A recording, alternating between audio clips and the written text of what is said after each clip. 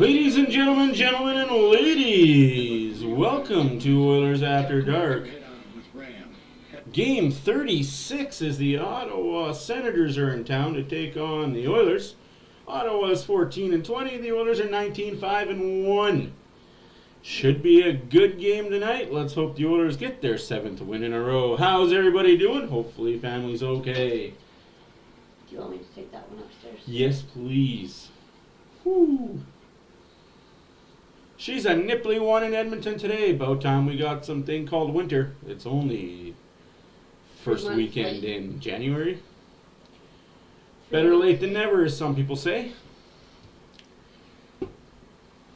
Them people. Hi friends, how's everybody doing? Hopefully everybody's enjoying their first weekend of January. Well, I guess it'd be technically second weekend of January. But hey, next week is first full week of back to school, back to work, back to life. What's up, Edmond? Hopefully you're having a fun time in California, eh?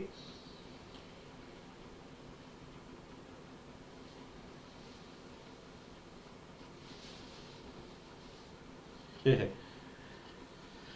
Oh, boys. Ladies and gentlemen, and ladies. Again, let's recap this tonight. We're going to go for 8th spot in the Western Conference with a win. Is it doable? Is it plausible? Should we do it? I think we should. I mean, if you want to look at points percentage-wise, Oilers are already in the playoffs, but we don't look at that, right? And during the first intermission, I do have a story to tell, so don't go anywhere. Story time with Matt in the first intermission. Just going to talk about minor hockey and as a coach, what it's like to coach this day and age kids. So Sens Oilers, what a week for the University of Alberta. Why, Leon? Right. It's Derek Ryan. You saw him get that shootout winner last Saturday on Hockey Night in Canada, Golden Bear. Yes, hopefully no labor tonight. Yes, we are on baby duty still. Baby watch, as they say. What are we? What day is it today? The 5th? 6th? As we get set for the game in Edmonton, there's Scott. Scott, to you. Happy New Year.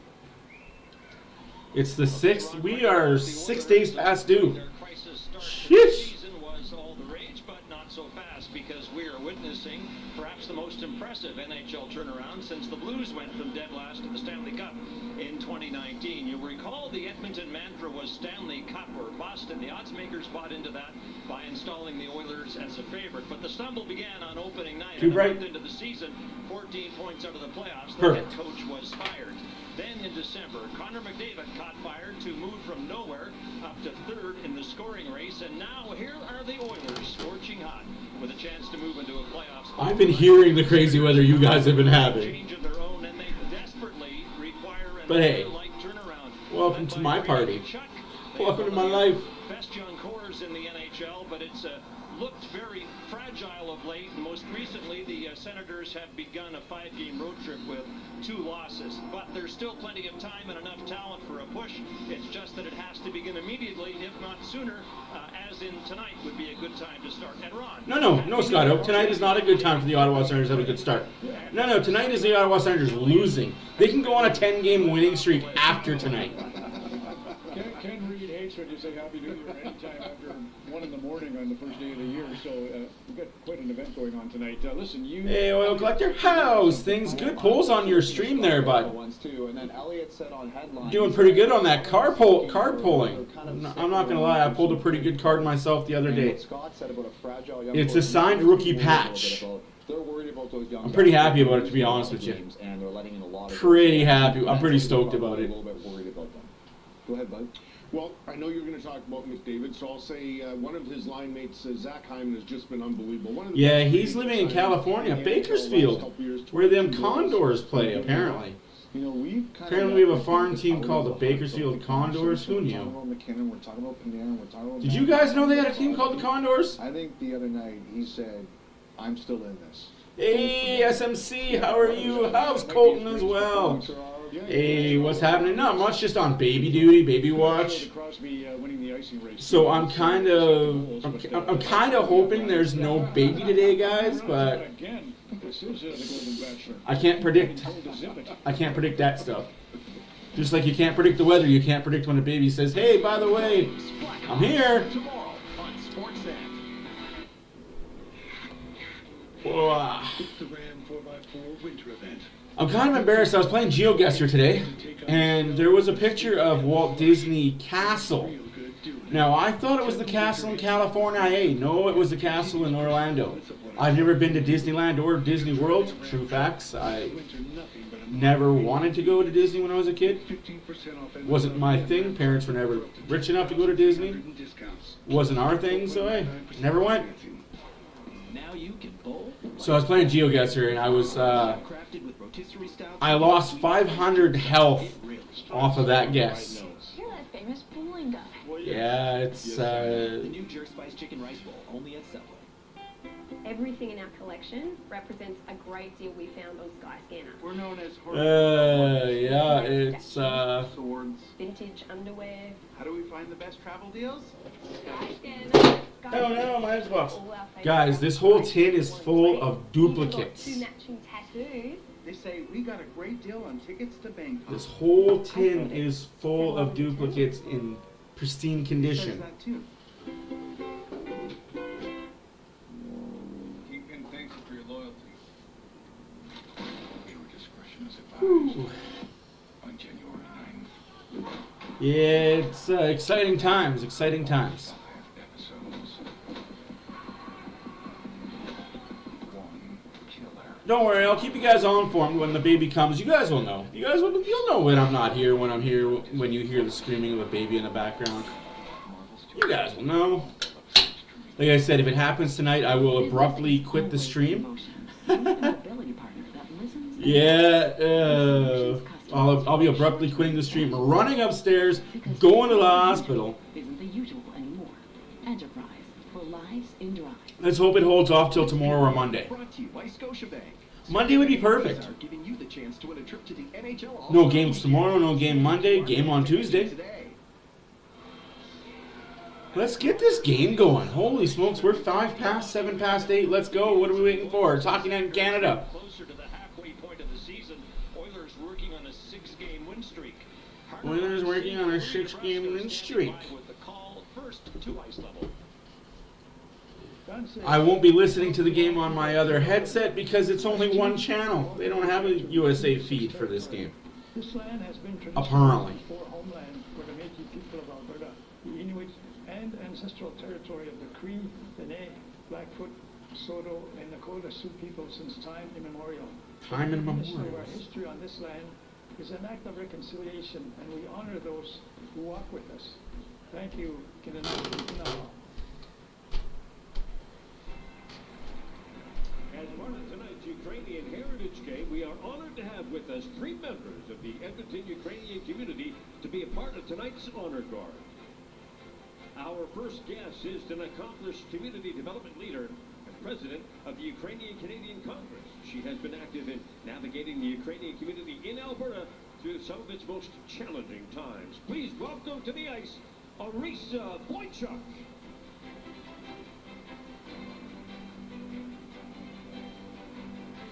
Our next guest is a professional mechanical engineer who graduated from the Ukrainian Bilingual Program. She is the president of the Ukrainian Bilingual Parent Advisory Society, one of 4 Ukrainian bilingual school programs here in Edmonton. Hey, Nick, how's it going? Michelle Lee Wilson.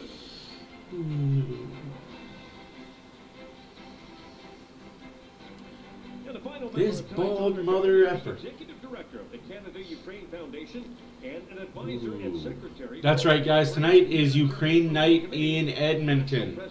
For those of you guys that don't know, we have a very big Ukrainian population in Alberta, in Edmonton and surrounding areas. Ukraine is very big immigrated around here, which is cool.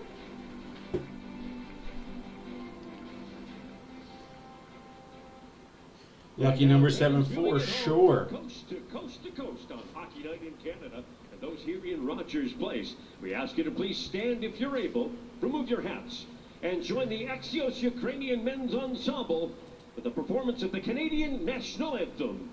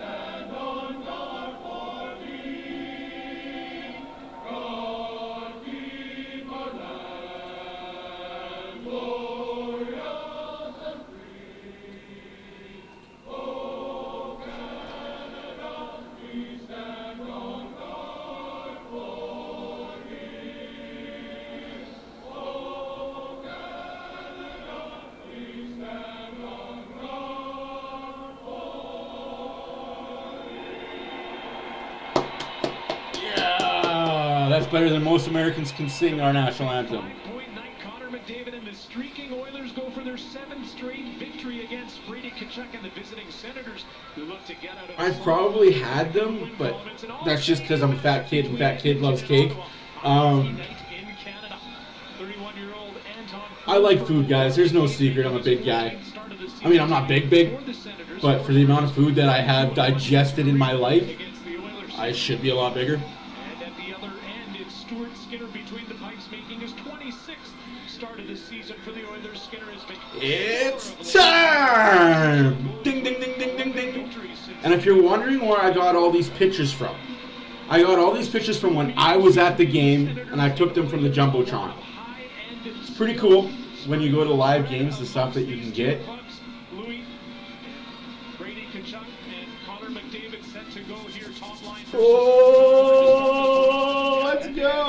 It was interesting to see who Chris Knobloch was going to want to match up. Obviously, Leon Draisaitl will go up against his countryman. I'm assuming Tim Stützle in the second pairing, but in this one here, top line versus. Yes, I did. Well, I'm jealous, Oil. Mr. Collector, I am jealous as a snowbird on that. Coast to coast to coast, along with us for this one, Scott Oak, Louis DeBrusk, Let's get going here, eh? Our crew for this one, as it is Josh Norris with the puck.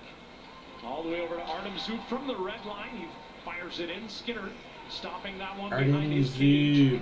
Pass over to Matthias Ekholm. Bouchard gave it away. Stützle steals. Oh, come on, Bouch. No. Be better, too. Come on, big guy. Be better. Be better. Bouchard now to Ekholm as the two defensemen trying to settle things down here. Come on, guys. Come on, X. Ottawa, as both teams do the bulk of their scoring in the first period. Here's Leon Draisaitl flying through with speed. He finds Warren Foegele. Foegele shot. He sent it towards the Save made by the goalie. A little bit of a bouncing puck there. Good stick here by Tim Stützle on the forecheck here. Evan Bouchard Timmy points the puck, tries to walk around him. And the little poke check steals the puck from a sharp little angle. pokey Timmy Stütz. Side of Stuart Skinner. Good heads-up play by Stützle. Gets that puck, gets his head up, and right here tries to miss by a whole lot. There was some light above the right shoulder. Just trying to get it so you guys can see more or less. The net, but the rebound was there and swallowed up. You know that's good for y'all. Stützle did score twice in the last matchup between. Get it, got it good. You understood? You were. 2023. Here's Hamonic now playing the puck ahead, kept in by Nurse. Nurse behind net. Draisaitl to CC. CC to Nurse. Shoots! Back over to CC. Looks it towards the net. Forsberg got enough. Diving to make the save, and they stretched out the left pad to keep that one out. What a play. Oilers pressing. Oilers want that first goal. Num-nums. A lot of num-num, yum-yum, dum-dums. Yeah, I'm hyped up, guys. I'm very hyped up. You think I would have taken some Adderall or something? No. Oh, this is pure just knees. And that'll be an icing? No. Cut down. Nurse walks in. Centering pass. It does come. Oh, nice try there by Kane. His pass No look in front, gets it to Dehane. Dehane gets it back to Janmark. Happy birthday to Brett Kulak, number 30. Still a young man. Still a young pup. But good action here as Janmark and Ryan exchange passes. Ryan didn't get the shot off the way he would have liked to. Yeah, good stick in the lane. Ottawa's been able to get a piece of a couple of shot attempts on net. The one by Fogle that sets that whole shift. One by Von Fogle. And that one by Ryan hit a stick on route as well. Ryan slipping and falling at the... Yeah, I found that out too. Oil collector. I did that dash in there. I pretty much tried to copy and paste, but it didn't work too well. So I just typed in your name manually and I found you. Good peoples. Tough situation. He's faced some shots early on here and done a nice job. Yeah, I'm very jealous about the Oilers merch and cards you get. Hey, Smokey, how's it going? Sorry about your Flames loss today. It happens. Sometimes good things happen to bad. Sometimes bad things happen to good people. I just about said the opposite. See. It was a difficult situation. You were calling that. Say no to lack of sleep, kids. Very quiet. Obviously, Sully was taken off on a stretcher, and it was a scary situation. I know everybody was concerned from both teams. And good to see him back in and healthy, and against the Oilers, he's had a good start to this one. In the neutral zone now, taking off is Hamlin. Hamlin down the corner to Ernie. Ernie to Brown. Brown, old team of Ottawa. He used to play for the Ottawa Senators before he played for Washington. Now he's an Oiler. Is he an Oiler for this year, or is he an Oiler for another year and a bit?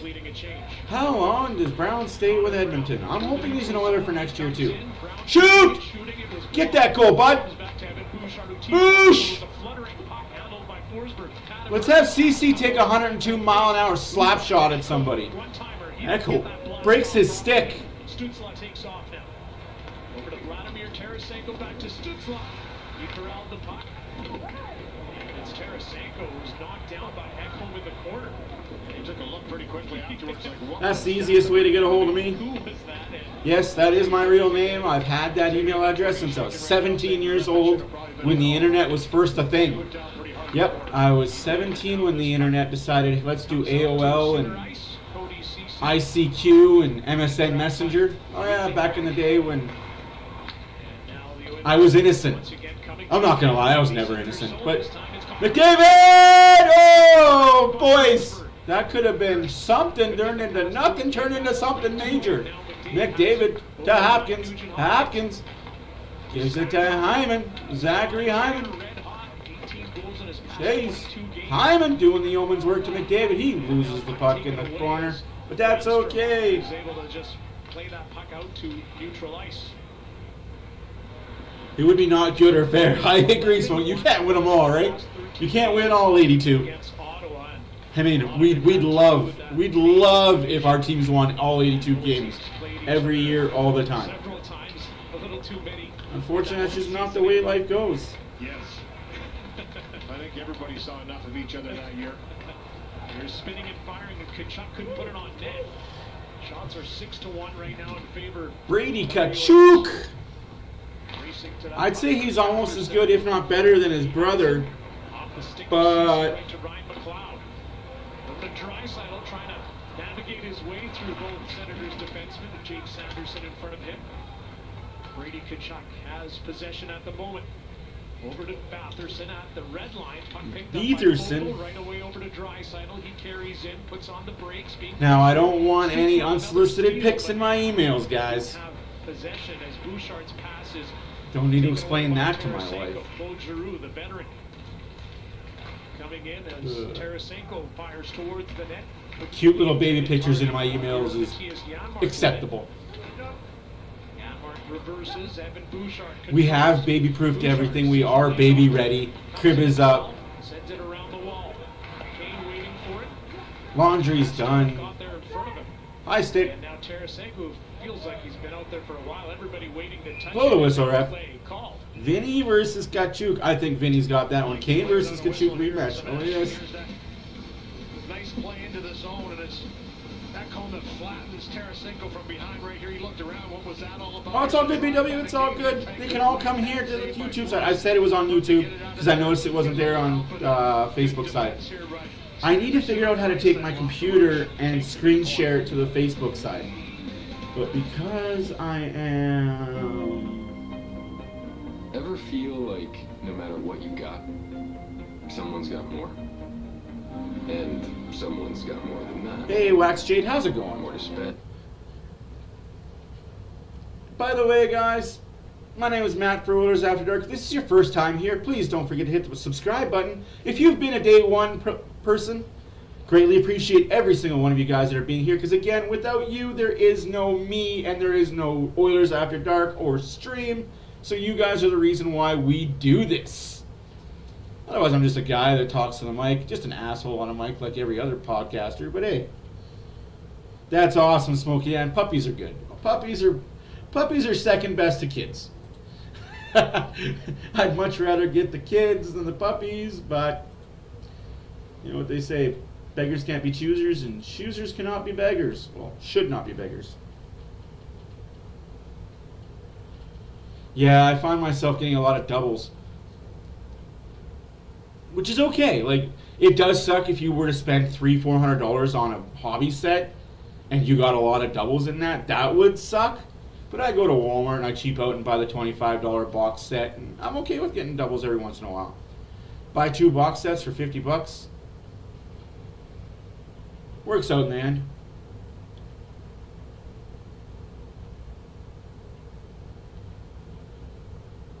Wow, he's got a full house of 4-legged animals. Here's Hamonic into Hyman, kind of shows him into the goaltender. He pops up afterwards. That little cross check puts him in. It was just the position that Forsberg was in. He was in a ton of pain right away. Everybody knew it on the ice. They obviously took as much care as they could. Yeah, he popped his knees out. That's February 11th to 23. So good to see him back. Good to see him back, though. 2 MCL injuries on that play. Recovered. And is now playing again against this team for the first time. How much did I pay for my dog? Forsberg was actually signed by the Oilers. My Maltese. Hey, Brian. Yeah, what a season for him that year. Jumped around to a few. How's it going? I don't know. My wife bought him, and I'm not the finance guy. Like, honestly, right now there could be $1,000 in my bank account, and there could be $5. I don't know. I don't care.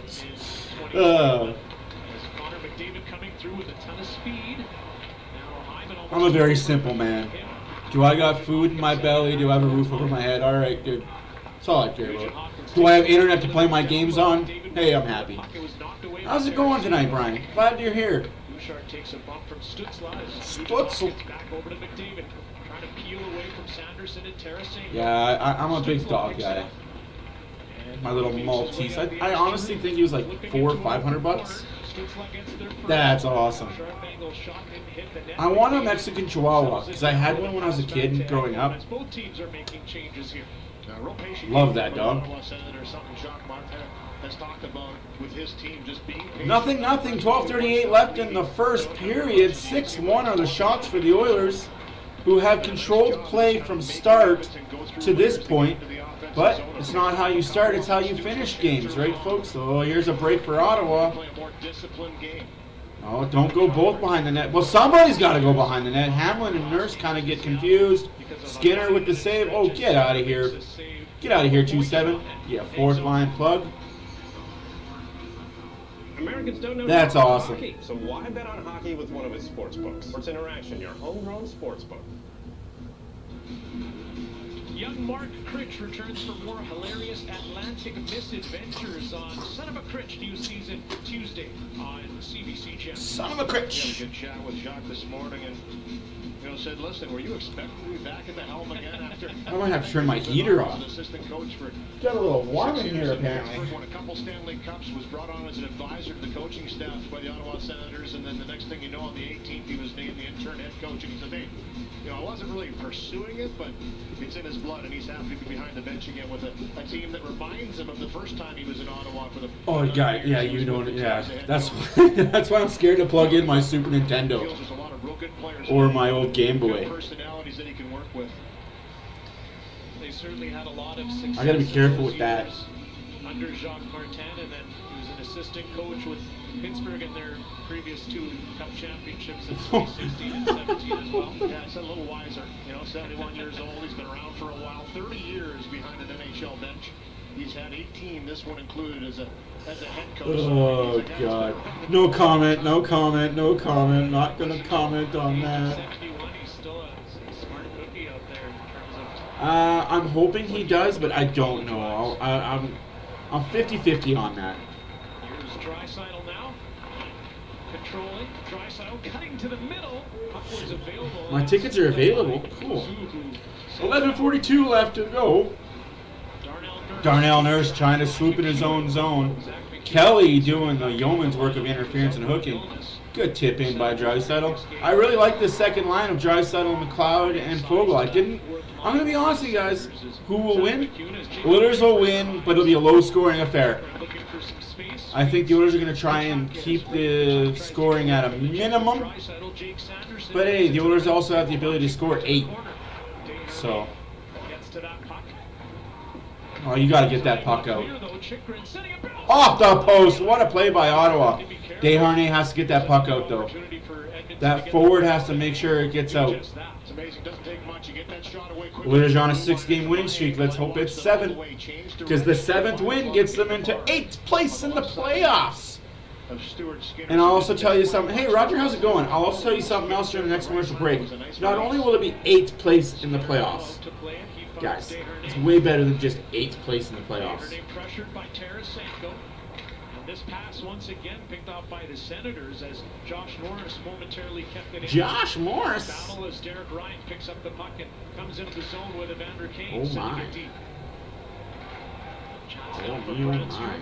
Norris, but it looks like we have an injury here. Oh no. No, not Drew. Oh.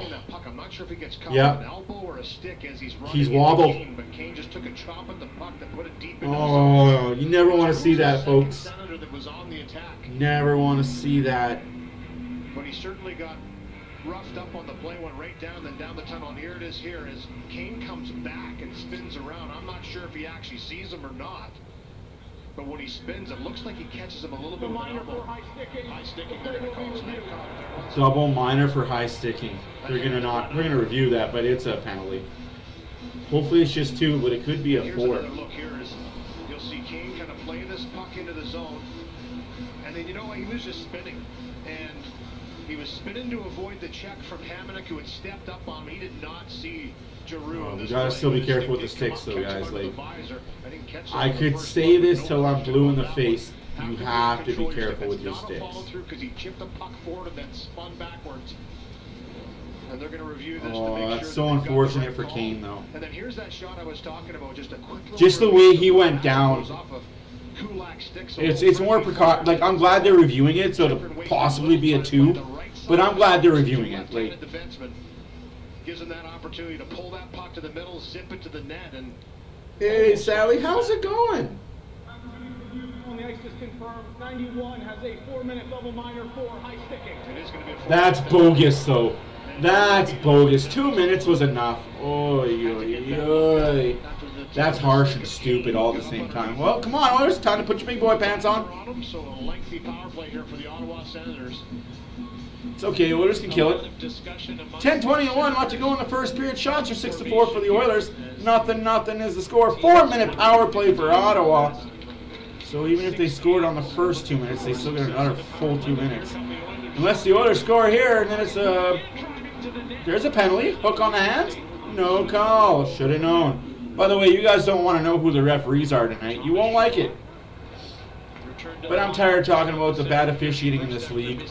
Because it's more than just the Oilers games. It's every game. That's offside. No? Okay. Don't matter. Oilers like, screw this job.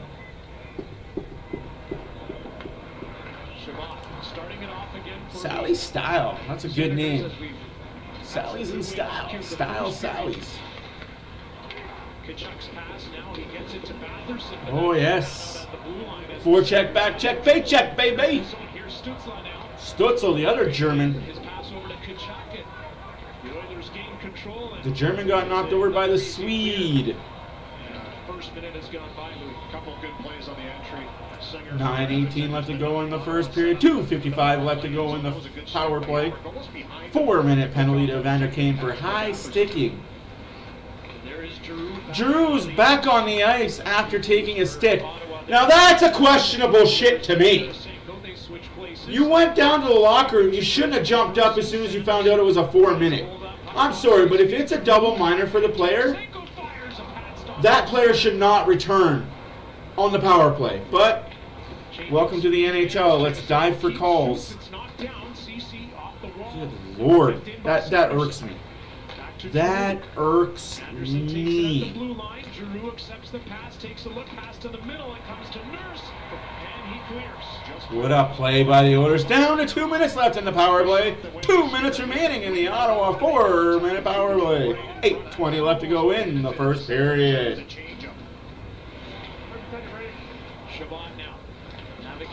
You know what, I'll be honest with you, I have never actually listened to a full Taylor Swift song willingly, and probably not even on the radio, because as soon as I hear the first like 2 bars come on the radio, I switch the channel. I know there's some artists I don't listen to. I know Taylor Swift's the greatest thing since Nitty Gritty Dirt Band or Sawyer Brown. Too old for you guys? Don't get the reference? How about Rascal Flatts? Love is a highway. Let's go, Oilers. Oh, what a save by Skinner. Minute and 15 left to go in the power play. Oilers looking good so far. Skinner's looking good. Like to see it. Love to see it.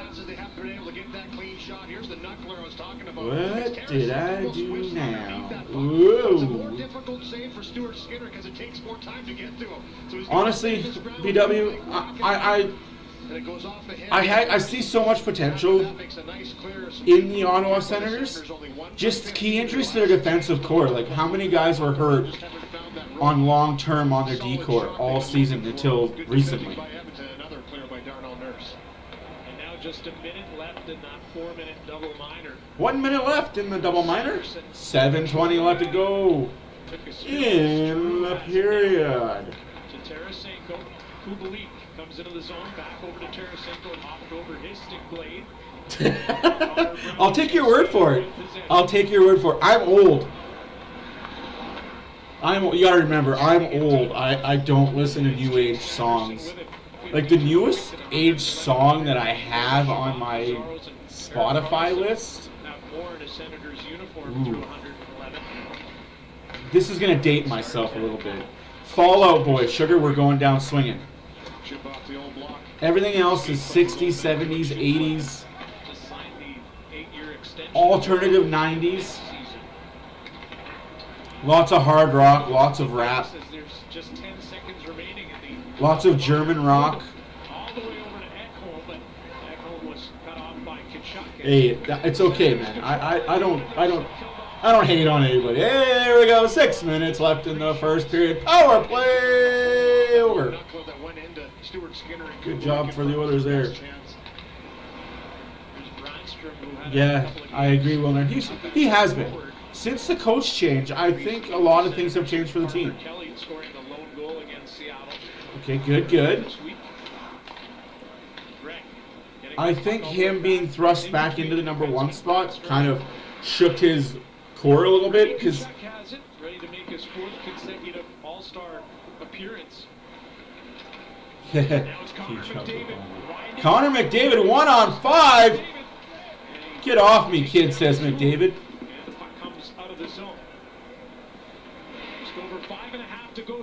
Sadly, I love German music. When Draisaitl scores a goal, you will hear some German music. The song is called Kids.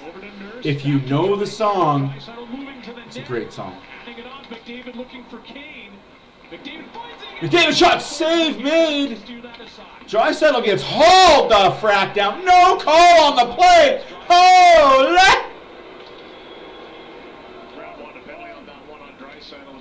No! Rangers! What are we doing? Oh, dang. Good thing they have such a huge lead in the Metro. And Jersey just is not good right now. It was recovered by Nugent Hopkins, who flips it to the corner. Hyman and Ernie arriving. Zach Hyman, wraparound attempt. Hyman's there. As he was ready. 4.5 minutes left to go in the first period. Oilers are buzzing. Hyman again, stick in the midsection, got fish hooked. No call. Feel like saying roll call, no call. If you watch the party on YouTube, roll call. 1. Zach Hyman got the puck. Zach Hyman, shot save made again. Bouchard holds his own. Bouchard Hamlin tips it into the corner. Vote for your NHL player. Don't vote for the Ottawa Senators. Vote for the Edmonton Oilers. All Oilers need to be at the All-Star game. Hyman, Hopkins, McDavid, Draisaitl. Skinner if you want. All-Star game is different this year. There is no divisions. It's 2 teams, 2 captains. I like that. I like it a lot. No, absolutely. They got a point. That's all that matters. So who's behind the Rangers in that division? Like,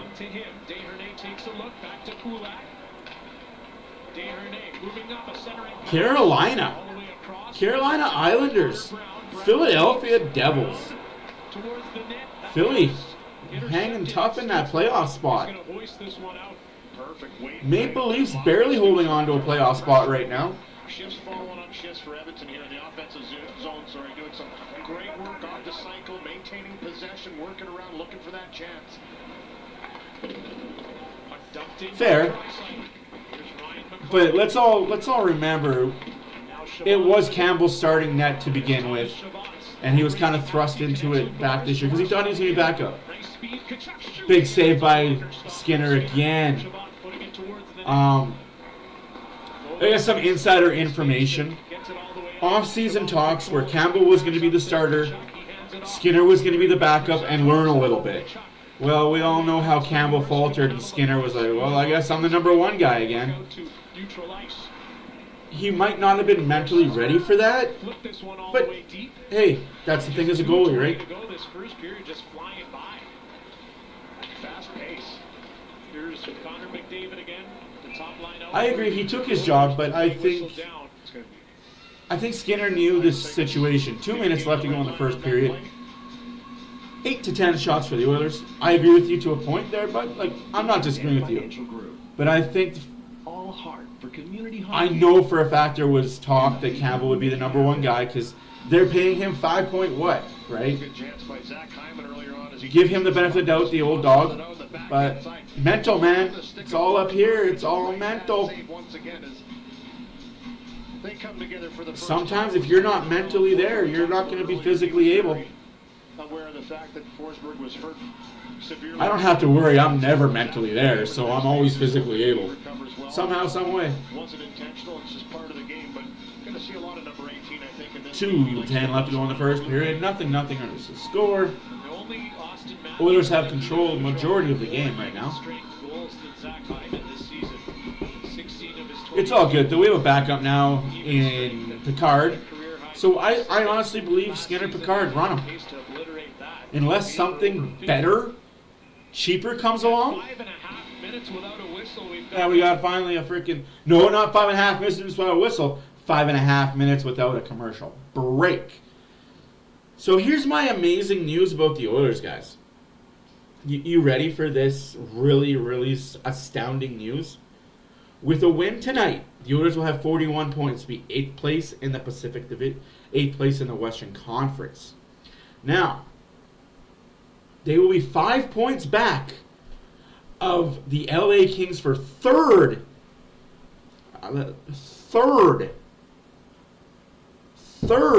in the Pacific.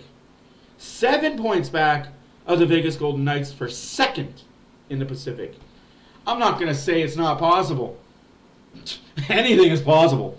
This Oiler team may just make the top 3 in the Pacific. I agree, but the price has to be right, and they have to be willing to eat up cap space.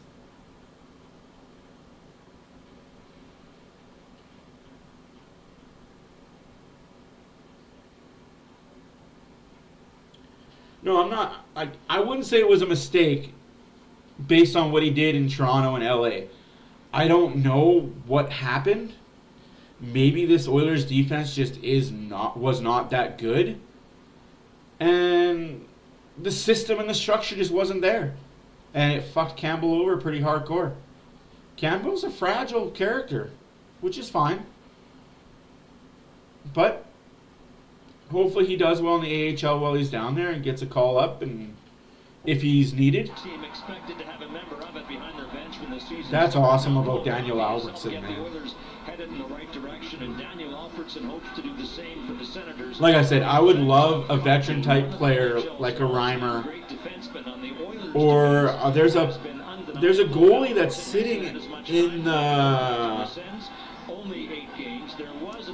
unrestricted free agency that would do well in Edmonton, but how much is he willing to not take to play in Edmonton? Yes, and Jacques Martin calling it a breath of fresh air, the new ownership and new management for the Senators organization, as Ottawa here pressing offensively after the face-off victory. Stutzla firing and Oh, geez, Stutz.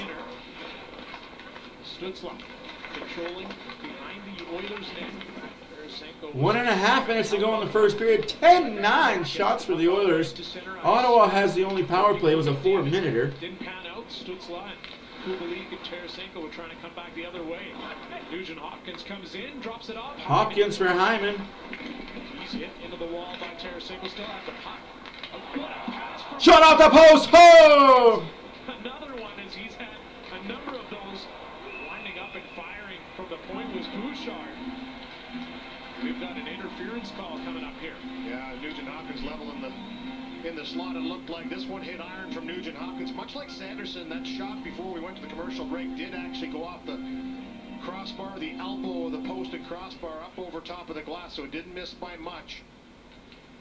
But Edmonton gets in here on the forecheck, and as a 2-minute minor penalty as McDavid often does, he has this puck on his stick for a millisecond. It's between the legs, or I don't know, behind him, between the legs of Chicker, and out to Nugent Hopkins for that chance off the bar. Didn't miss. What are you going on about, BW? Hopkins just gets himself to the spot.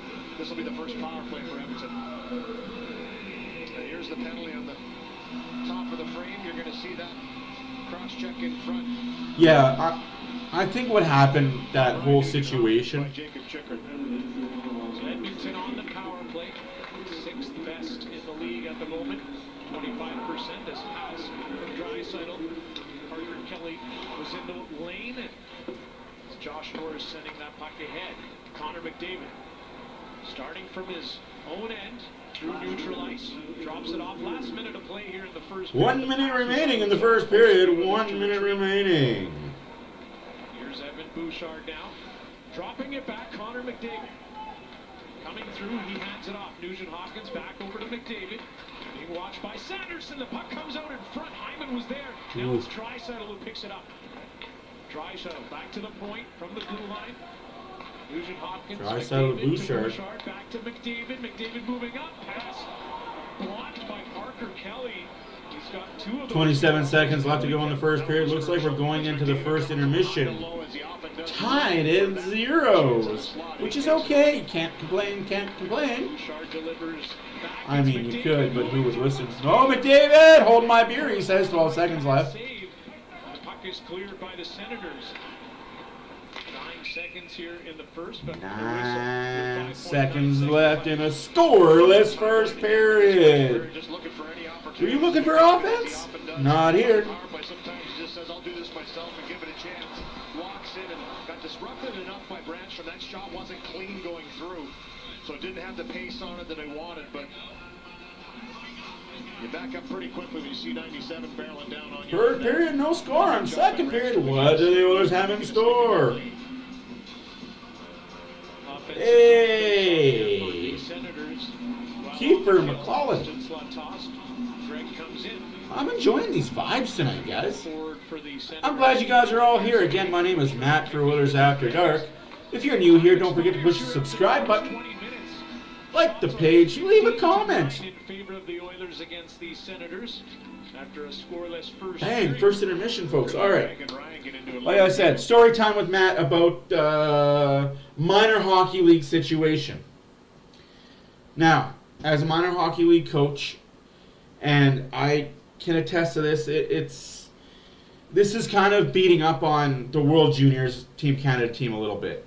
I'm going to beat up on a little bit of what Canada, North America, has become for the state of hockey. And I hate this as a parent. I really do hate what Hockey Canada has become. As a parent who has kids that are in hockey, it's no longer affordable. It's I'm going to say it off the cuff. It's not a race thing. It's not a gender thing. It's a status and class thing. It doesn't matter what color of skin you are. It's how much money you make. And that's what Hockey Canada has become. Are you rich? You can play hockey. I coached high-level hockey here in Edmonton.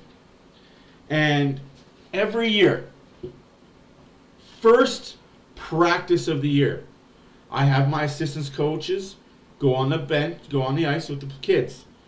I sit down with the parents, and it never fails that I get these parents. Every year. It never fails I get these parents. I get this parent. I want my kid on the first line. Okay. Hi, my name is Coach Matt. These are my expectations of your kids. Now, these are my expectations of you as parents. As guardians of these kids, I have expectations of you. I have 3 simple rules. Don't be late. Always dress good. And don't make the team look bad. Very simple rules for kids. Don't be late. Don't make the team look bad. And always look good. My rules for the parents. Hey, William, how's it going? Your son is not, or daughter, they are not going to be the next Connor McDavid, Sidney Crosby, Marc-Andre Fleury, Vasilevsky. Your kid isn't going to be that. Unless you are willing to spend $30,000, $40,000, $50,000 a year during the summer for the power skating camp, for the off-ice training, for the on-ice training. Basically, your kid year-round has to be on skates. If you want your kid to be the Connor McDavid, the Sidney Crosby, the best of the best, or an NHL player, they have to not take their skates off all year round. They have to be on skates October, November, December, January, February, March, April, May, June, July.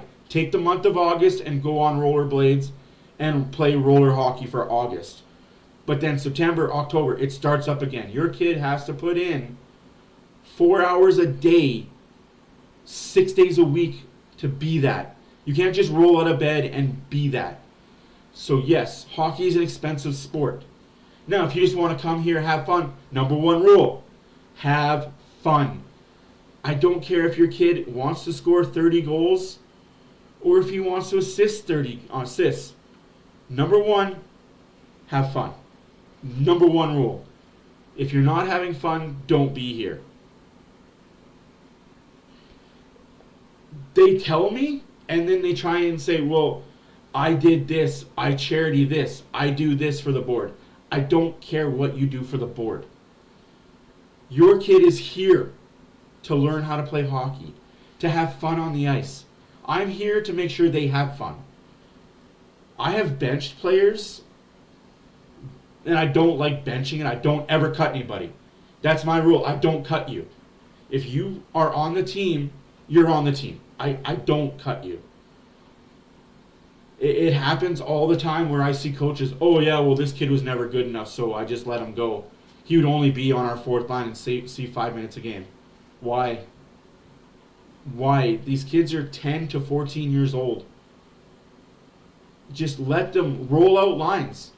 I lost a couple of years ago, I lost a tournament final in a provincial tournament because I rolled 4 lines. I benched a kid because he scored I'll tell you a story of why I benched a kid. He scored 7 goals in the first period. Now, it wasn't because he scored 7 goals. Hey, that's awesome. You scored 7 goals. But you scored 7 goals and your line mates didn't get an assist. Your line mates didn't assist. Basically, you took the puck and skated from one end of the ice to the other, not passing. So I benched him for a shift. I didn't bench him long. I just benched him for a shift. After the game, I got an earful from his parent. His parent came to my locker and he tore a strip at me down one side, up the other, calling me a lot of names I can't repeat. And I said, hey, I'm sorry you feel that way, but I don't mind winning. But your kid has to learn that it's a team sport. Dad came to me with kid next day and apologized. He didn't know the whole story. It is what it is. I applaud hard work, man. I applaud a kid that wants to go and score. You got to win. You got to score to win.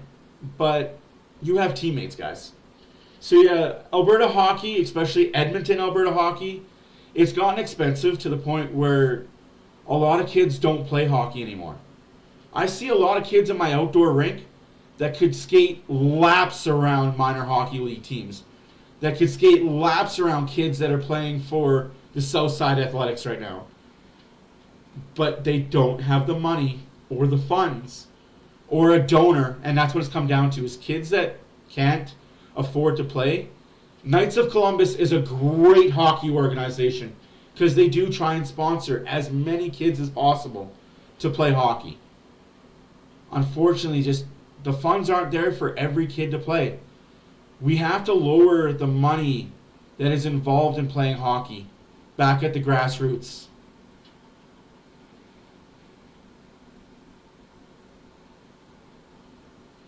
Like, the grassroots needs to become fun and not about making money for the organization you work in.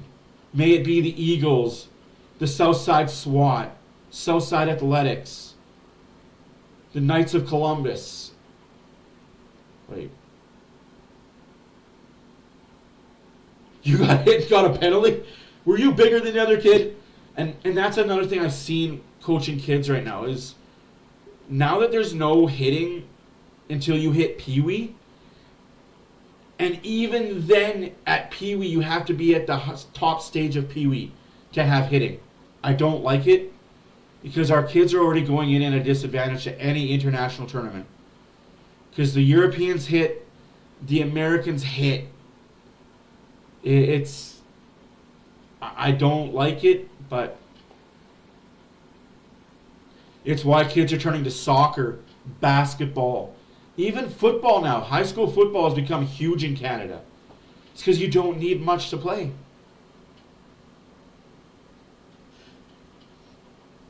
You know, it's fun coaching kids. Like, I love teaching my knowledge. I love sharing the knowledge I have to people. Like, what is the point of having knowledge if you don't share it? You know, like, it's fun, but at the same time, it's taxing to you and parents.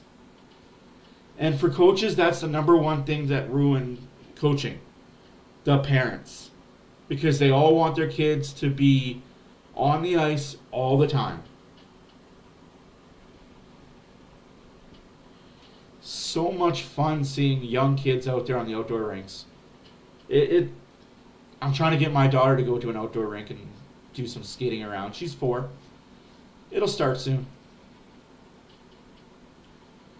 Like, I get it, man. This world is not cheap, but we have to find ways to make kids sport affordable for everybody.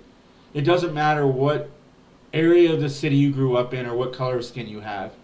We have to find a way to make sports for kids affordable for all.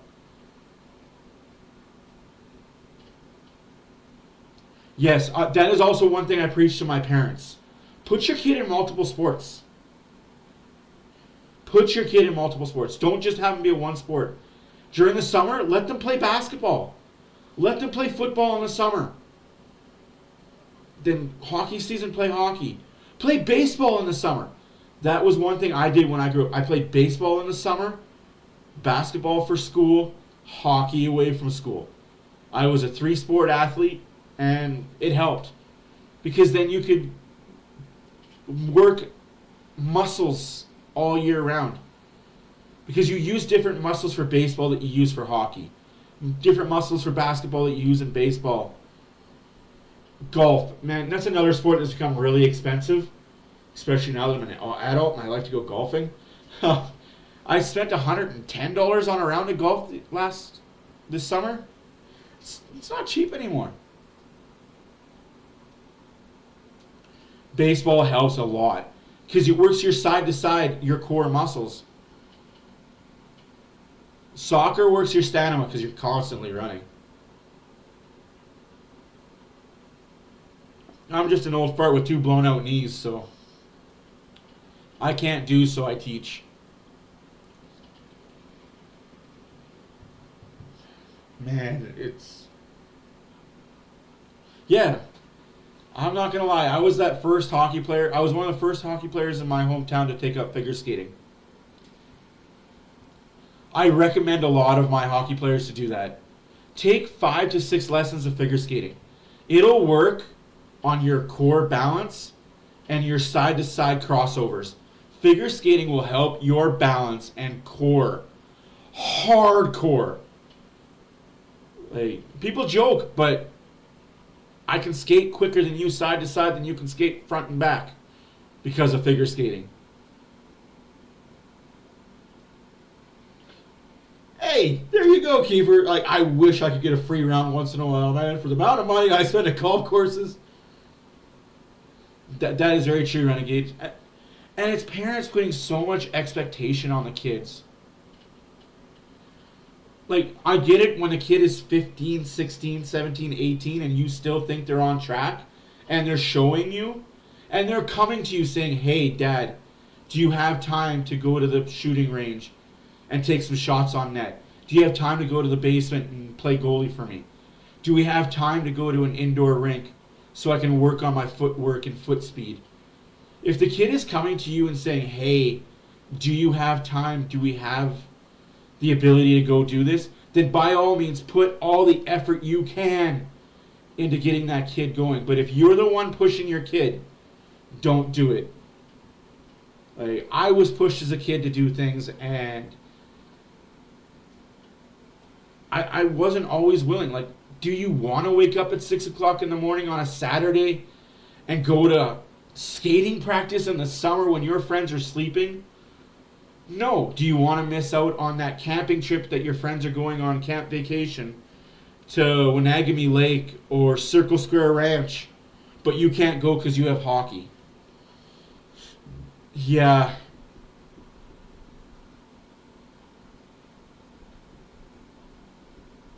Yeah.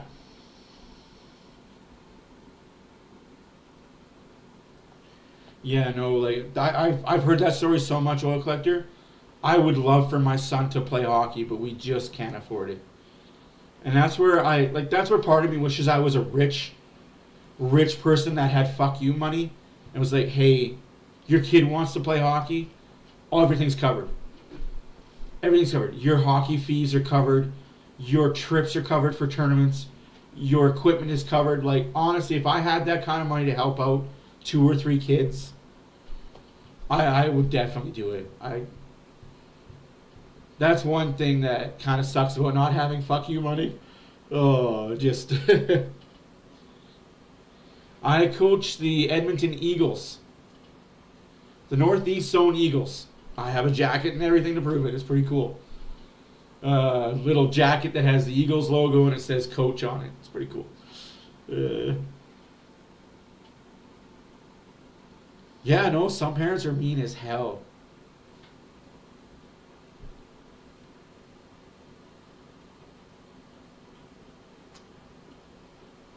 A lot of parents live vicariously through their kids. I was a has-been NFL. I was a has-been high school football player. So you have to be a high school football player. You know, I wish I could. I wish I could.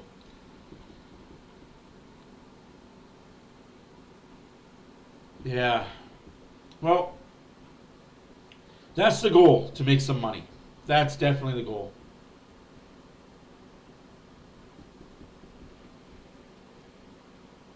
Thank you. I appreciate that. Unfortunately, I just have a grade 9 education, so I'm not looked at.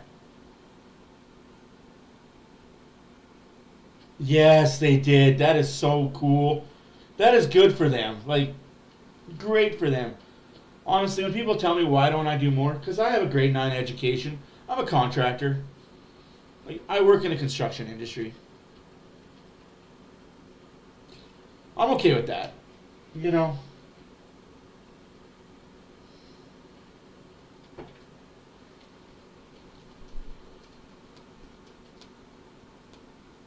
I grew up really quickly. I became street smart a lot before I became book smart. Everything I learned from watching History Channel and crime documents. Yeah, it is. I tell a lot of people that when they say, well, it's just hockey. I'll go and practice and I'll go play games. No, it is so much more than that. It's getting up at 5 o'clock in the morning, traveling to the rink for a 6 o'clock practice, tournaments out of town that cost you $1,000 per tournament. There's 4 or 5 tournaments a year. It's a lot of commitment on the parents and on the kids too. I congratulated high school. I didn't even see. I went to my first semester of grade 10 and said, yeah, I'd much rather make money. I was told, hey, you can make $1,000 a month, or you can stay in school and do nothing. All right, well, I'll make $1,000 a month. Let's go. What do I got to do? Let me sign on the dotted line. Knowing what I know now, I would have said, sorry, that's a lot of money, but I'm going to just stay in school. Because that $1,000 a month ended up turning into $3,000 a month, and it was good for a while. I'm not going to lie. When you're making $3,000 a month and you're single, life's good. Hey, Race. Well, we're back live, guys. It's second period time. Sorry for that little rant and rave that I had going on there, but hey, Adam.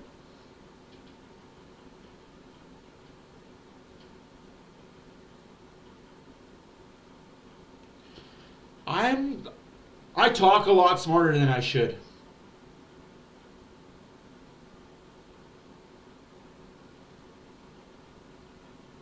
I read a lot of books.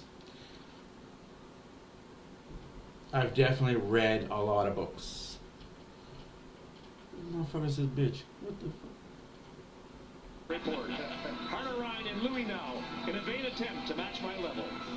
Louis, you gotta get Tampa out there. They're done. Tampa would have had a chance. Yeah. Really fast, but he must have smelled something behind him as he turned. You know, that whole rant, I forgot the first period. This season, but he won the hardest shot competition, 102.9 mile per hour. Ryan Nugent-Hopkins winning the accuracy shooting. It's always fun for the fans and kids. Sold out crowd here on Thursday night for the. Because there's a lull in the action. I'll wait till the first commercial break to go through it. We're so remaining here now on this man advantage for Edmonton. Yeah. Hands it off to Nugent-Hopkins. That's why I told my 19-year-old son now, like, don't try and be me, be you. Damn, bad pass. This power play is going nowhere, folks. It's okay though. Getting set to get back onto the ice as the Oilers enter Ottawa's. That's a cross check. Of course, it's Giroux, but full strength. Nothing is the score. Came out in front from Hyman. Now McDavid. It's challenged there by Zub, and Drew got the puck all the way down. Let's go Oilers, yeah. That's not icing, it hit the Fogle. Oh my gosh. Okay, we got your out-of-town scoreboard, guys. A lot of sink here in the power play to start for Edmonton. That missed pass out of the zone makes them have to regroup. And Flyers beat the Flames 3-2. Panthers beat the Avalanche 8-4. The Canadiens beat the Rangers 3-2 in a shootout. Wild beat the Blue Jackets in overtime 4-3. Sabres beat the Penguins 3-1. The Canucks beat the Devils 6-4. Maple Leafs beat the Sharks 4-1. Bruins beat the piss out of the Lightning 7-3. Predators beat the Stars 4-3. Blues beat the Hurricanes in a shootout 2-1. 0-0 in the second period here. 1-1 Islanders Knights after one. Couldn't get to it. Nurse now to the cloud. Cece. Puck goes by him as Norris is around. Kachuk there as well. And now Evander Kane finds Cece to Fogle. Fogle stopped at the blue line, unaware of where the puck was, but Kane came in. Holy for puck smokes. support. Over to McLeod, back to Kane. Now Kane, wrap around, no! It comes in front. Fogle, blocked! Shot it, and it was blocked. Norris was laying down on the ice. Here's Ryan McLeod now. Working in the corner. Back over to Kane. Back home to Nurse. Nurse to the middle. Fogle keeps. Shot just wide by Fogle. Ekholm keeps his own to McLeod. McLeod from the McLeod clan gives it to Nurse. Nurse looking for a tip by Kane. Recovered by It's a good line too. out by Batherson. Darnell Nurse now getting to that puck. Stopped by Skinner. He said the word. Collected by Don't repeat the word, Big Bird. Ekholm being watched by Tarasenko. Gradually Shot on net, save by Forsberg. Not Peter. Not Philip. Anton. The other Forsberg of the Forsbergs. Not related, by the way. Just same popular last name from Sweden. Swedish last name Forsberg is like the North American Smith. Everybody's got the last name Smith and nobody's related. Connor Brown. Yeah, Adam, you're good shit, people. You're good people. Senators with a long-range pass off the stick play to Kubalik. That is awesome. You guys are good people. That's good stuff. That's a whole and a half. All right. Here comes Connor McDavid. Driving to the net, a centering pass, but the Senators were aware. Kulak on his 30th birthday. Imagine if he gets a point. That would be good for Kulak. 30th birthday, get a goal, get an assist maybe. I want to play some music. Let's get a Draisaitl goal, an Ekholm goal, a McDavid goal, and you'll hear some good music. Up ahead, over to Hyman. He's challenged. Comes over to Ekholm. McDavid has some room. McDavid takes a look. Hanging on. Shooting. Forsberg to save. Big rebound, and it comes all the way out. Foot race here. Bouchard and Bouchard has Kachuk beat. Oh, get out of here, Kachuk, you pussy. Second period again, both teams skating and taking away chances from each other respectively. Here's a good chance by McDavid. Nice patience to walk around. Again, a stick disrupts that puck. So almost makes it more difficult. Hey, Stoney, thank you for coming in. Off a Kachuk stick. And then off of him, he's got to find it in the air. There's the forecheck we saw in the first period. And this is where I thought Edmonton really had their way. Get on pucks quickly, bring that puck to the net, support one another. There was 13-2 in hits in favor of the Ottawa Senators in that first period. And a lot of that had to do with the fact that Edmonton had the puck a lot in their end. No, absolutely. Like, Cloud pulled the trigger, but the puck comes all the way back as Nurse and Greg are looking for it. Greg back on his feet. This puck comes to save made by Skinner. Guys, I would play a quote from you. I'm remembered for being rememberable. I remember a quote that a basketball player said. I think it was Dakuna Campo. How do you say that guy's name? Anyway, he plays for Milwaukee. And he was talking about Michael Jordan. And how many championships Michael Jordan had and how many years he played. And I'm starting to feel that with McDavid. And I don't like what people are saying about the Oilers and McDavid. It's so stupid. Me included. I'm checking myself a lot more recently. Shot saved by Forsberg. Again, another good chance created off the forecheck. Get the puck into the zone and a nice pass out to Fogle, who gets a quick shot away on Forsberg, and he has to make a good save on this one. Draisaitl once again. So good at just corralling that puck and understanding where somebody is. puts it right on full goal stick, a little tap, and he gets it. Yeah. Knobloch. Since being named the coach. Is it? No, it's Forsberg in net, not Korpisalo. First in the National Hockey League and second. It is Antoine Forsberg tonight for the Ottawa Senators, who's made 20 saves. Skinner's made 10. 15-22 left in the second period. 0-0 score. I don't know who that favors more, the Oilers or the Senators. Still some more room to improve defensive details-wise. Of course, coaches. Yeah, McDavid's not leaving. Always looking for improvement. Yeah, always things you can Also, I hate how they say, well, he's a failure because he hasn't won a championship in Edmonton. The Edmonton Oilers are failures. Why? Like, you don't fail in sports. Keep going. Sometimes you can get away from the things that make you successful. When he came in at first, they were so frustrated they would listen to anything and they bought in. But that's all part of coaching, is knowing when to push that button. Sports isn't a failure. It's about getting better. Doesn't matter if you're on a 10-game winning streak or a 10-game losing streak. As long as you're bettering yourself. Oh, wow, ref! Charge and a half! Ottawa's trying to take names now. Here comes Brady Tkachuk driving to the net. Puck was left in the blue paint. A chance now for McDavid. Counter-attack. McDavid in! And that's a pad stop from Forsberg. Bouncing puck right after. Hamonic found Parker Kelly. And all of a sudden we have end-to-hand action. Here's Ridley again. Right back to Parker Kelly, and Skinner shuts the door. Wow. Bad pass by Hopkins. Come on, guys. Be better. What are you doing? Quit looking for the stretch. You're not doing yourself any favors right now. Play defense first. Now McDavid moving up with Nugent Hopkins. Nugent Hopkins back to McDavid. Hook! Hook! Hook! Holy shit, ref! You blind bat! Zach McEwen tees one up off the stick of Bouchard and wide, and now frozen by Skinner.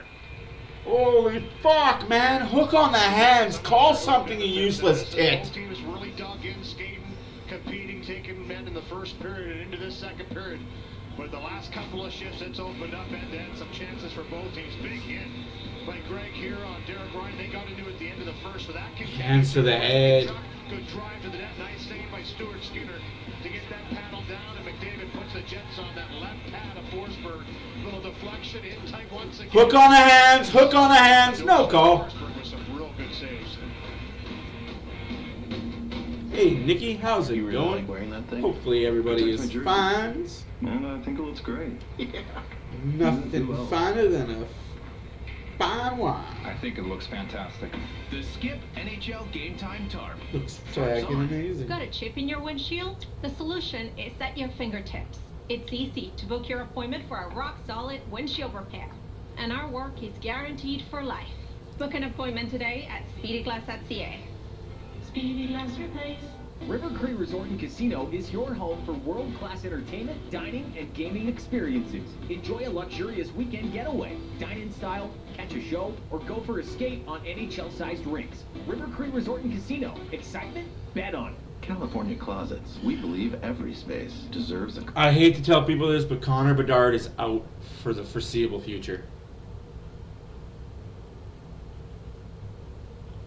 He could miss the All-Star game with a fractured jaw. Can't say broken, it's fractured.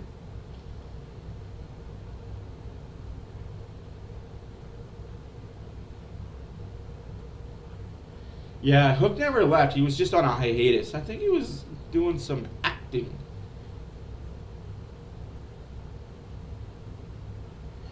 Well, he's gonna have to.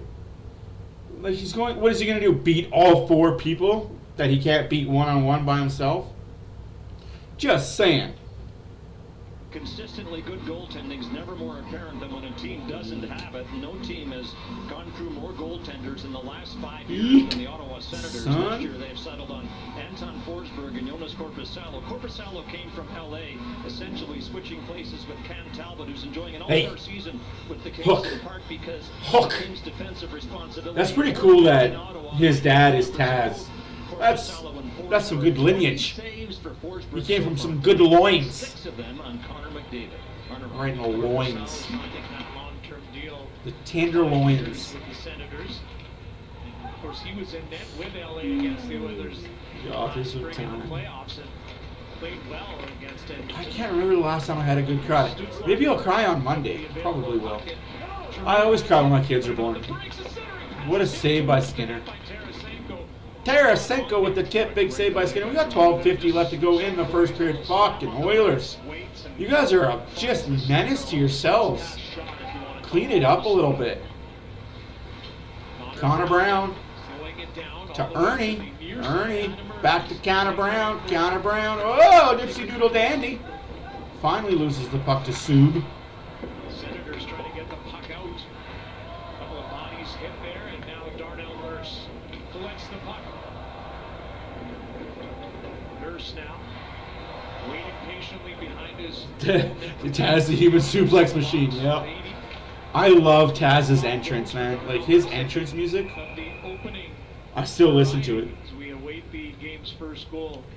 Yeah. Now here's that play by Giroux. So poised and a veteran player that's gotten some praise from his coaching. Sad but the way true. He approached the game and to compete, but right here, I just want to love you. A little bit, lets Fogle kind of go by and throws it right into the mix. And a nice tip by Tarasenko. Didn't miss by much. Those become so dangerous with the poise of Giroux just to stop up a little bit and wait for that to. What happened to Omega? Like, naturally.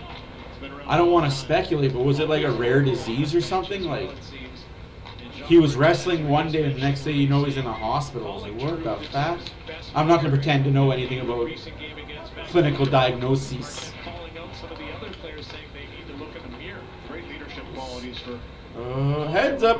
a player that's been around a long time, seen a lot of different situations when he was with the Hand pass. so many years, but brought in obviously to be one of those veteran guys, the bouncing board for the young talent like this guy right here, Sanderson.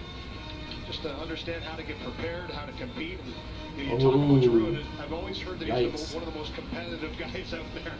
If he loses in anything, it doesn't matter what it is, he's coming back and wants to win the next time. And that competed, I mean, you can see the cup between the eyes from that stick. You know, I heard that.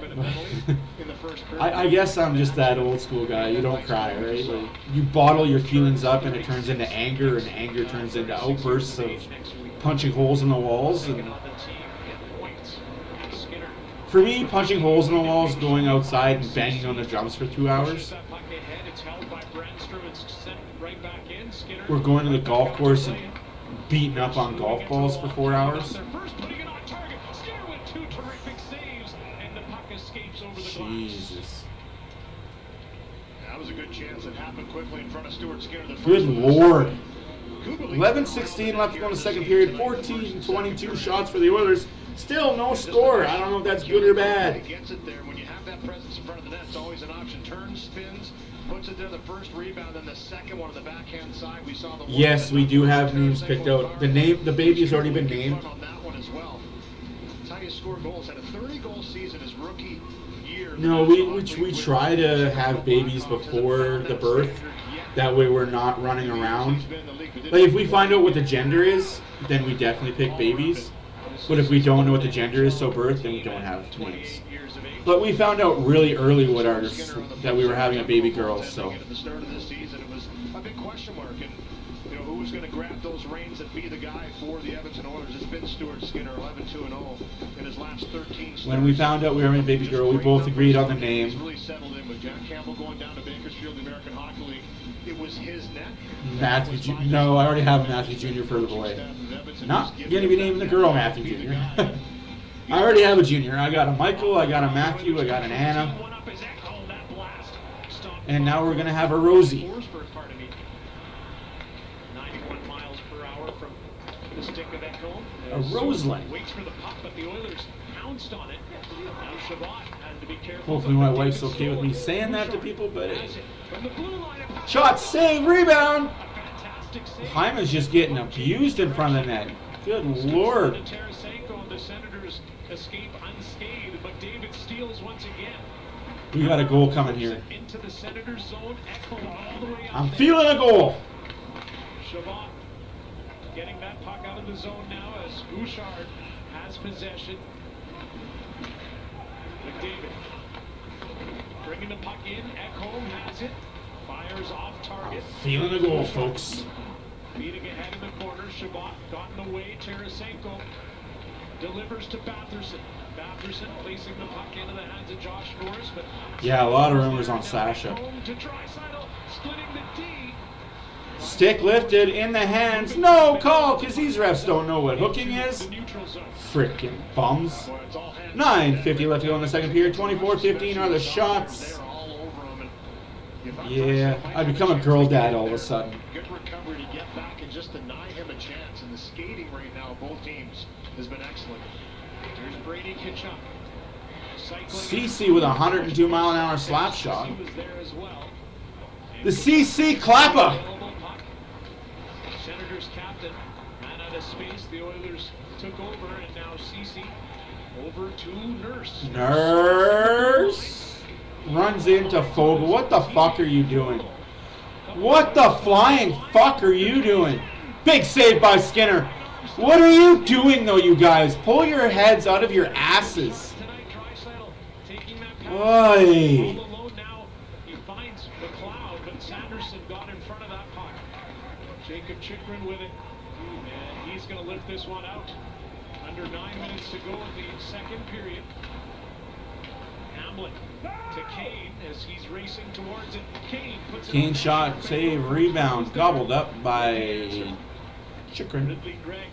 8:38 left to go in the second period. That's on net, no icing. Good play by Skin Dog. Kaner up to Brownie. Tried to force it in. Hamlet has it with Kane parked out front. Hamlin. Back to Desharnais. Put that shot on net, Big D. Hamlet behind the Senators net. Oh my goodness. This is Beau Giroux handling that puck. Smart pass over to Brass. There's something that's not offside. That's not offside. For all the things that you didn't call offside, that's offside. He was clearly on stride.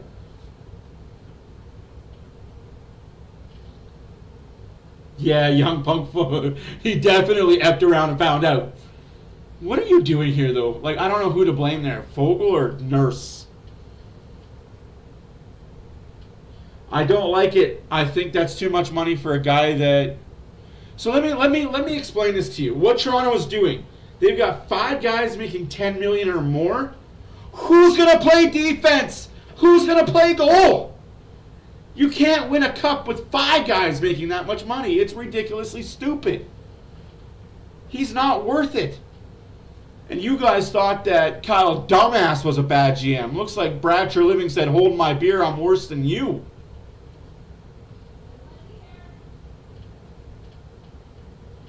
What'd you say?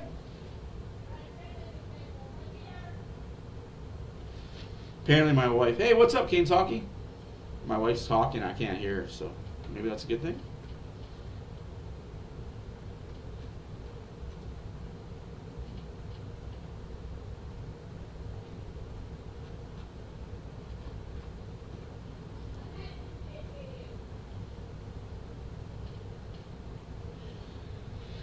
Yeah.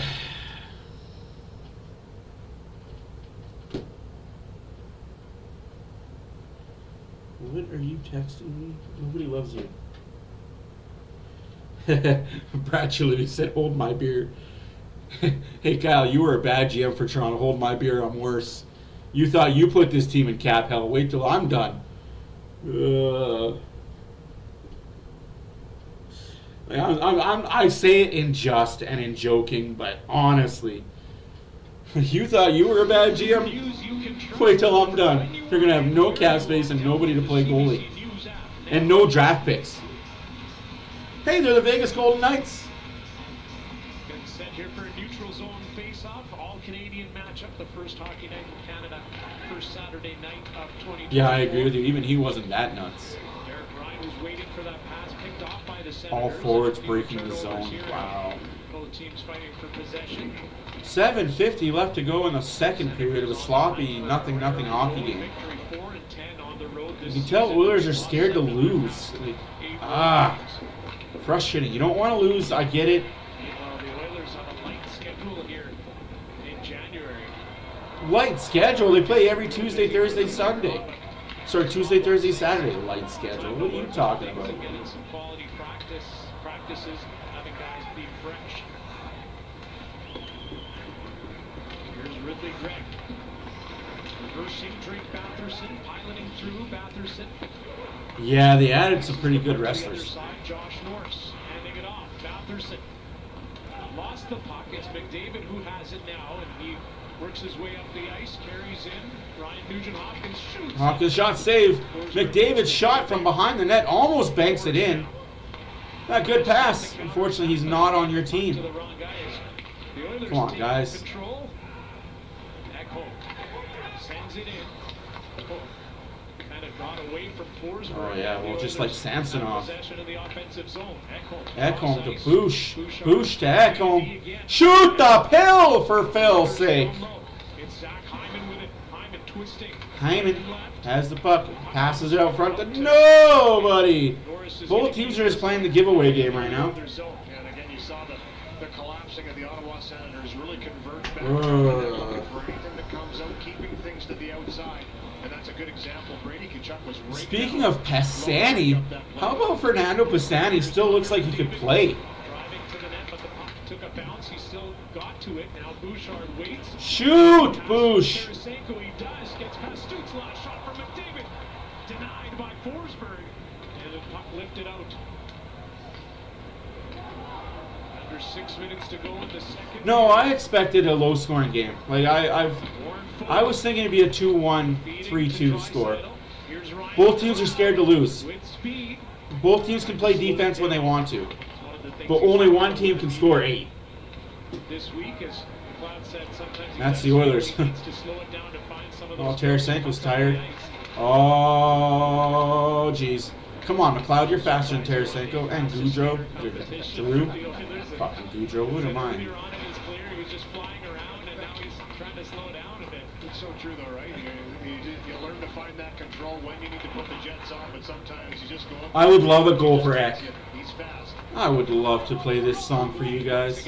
I might get copyrighted with it, though. Hopefully, I did enough editing to the song. Bounced over to Zuba, an errant stick in the Oilers' crease. Oh, that's a penalty? No. How's that not a hit from behind? Like, come on. Fuck, what are we watching, Kozowski? And then a great pass to the slot, but McEwen gets all of that one. Here's Gregg with a pass looking for Tkachuk. Connor Brown knocked down to the ice. Ridley Gregg pouncing on that puck. Now he delivers to Chychrun. Chychrun waits, shoots, and hit Gregg and went wide. Holding the stick? No call. Holy shit. Oilers trying to get out of their... Let's go, Brown! 2-on-1 developing. Connor Brown firing, and Forsberg the save. He only had Connor speed. Brown still on the search for his first as an Oiler. Yeah. Had a couple of assists in his past few games, though. Desharnais and Brady Tkachuk. Brady Tkachuk gives him a good elbow. Desharnais is like, hold my beer, give me an elbow, kid. I'll punch you in the mouth. Puck was free. It's picked up. Parker Kelly ripped it on net, and Skinner flashing the leather. We've got some pushing and shoving, and of course Brady Tkachuk involved. Yeah, guess who? We haven't seen a whole lot of this. Two big guys in front of the net. Good Oh, push here by my the Senators, God. creating some chances. After a real high-quality one by McDavid down the other end, they've continued to push back. And this game continues to go back and forth. Here's that chance. Great work by Bouchard. Little stick handling. Finds McDavid for the one-timer. Denied by Forsberg. There's the battle won by Zub. And he finds McEwen in the high slot. That wicked wrister gets it away. It's the Ram 4x4 winter event, with big discounts on a truck engineered to take on the snow, the sleet, and the slush, and look real good doing it. Tackle winter head-on with Ram as it continues pushing the limits of what a truck can do. Because driving a Ram truck makes winter nothing but a minor inconvenience. Get 15% off MSRP on Ram Classic for up to $10,300 in discounts. Plus, get 4.99% financing. Jackpot City is the home of all things casino. There's just one house rule to create the perfect online casino for you. We built a world-class lineup of classic casino games such as roulette and blackjack, and crafted a virtual range of the best slots, including Atlantean Treasures. Everything's online. Everything's ready. Everything's for you. So whenever you're feeling playful, head to Jackpot City and you'll be endlessly entertained. Jackpot City, casino games perfectly made for you. When you stay at a Verbo, you always get the whole home. Not part of it, but the whole upstairs, the whole downstairs, the whole fridge, and the whole secret nap room. Because is it really a vacation home if you have to share the house with the host?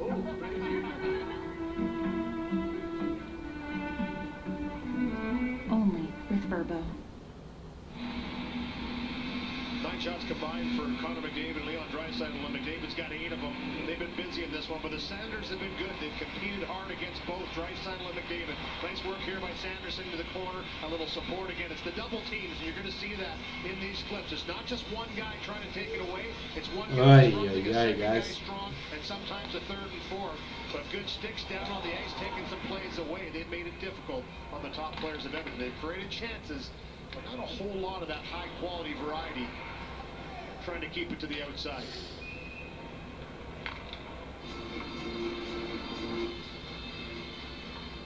Got a broken windshield? Speedy glass repair.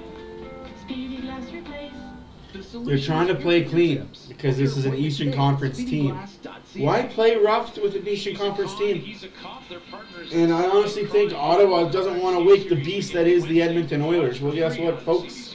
You're going to wake them up anyway. Connor McDavid. Oilers goal coming in 5, 4, 3, 2, 1. Hyman gets shit behind the net, no call. Trying to spin away from Giroux, gets it to McDavid. Giroux intercepts over to Stutzla, but we've got a whistle on the play. The referee's hand is up, and a holding call coming, I believe, against the Senators. Yeah, Artem Zoom's going to It better be against the Senators. My God. How many times do you need to slash, hook, hold, slash, dodge, duck, dive, dodge? Like that's, oh, that could have been a call. Okay, I'm gonna be that guy, guys. I'm gonna be that guy. That should have been holding the stick against Connor McDavid. McDavid should have got that call. That was a bad call by the ref in favor for the Oilers. We got away with one. Let's score. Holy shit. Putting on the foil, kid. Net off. Outside. I believe Hyman was diving to make a play.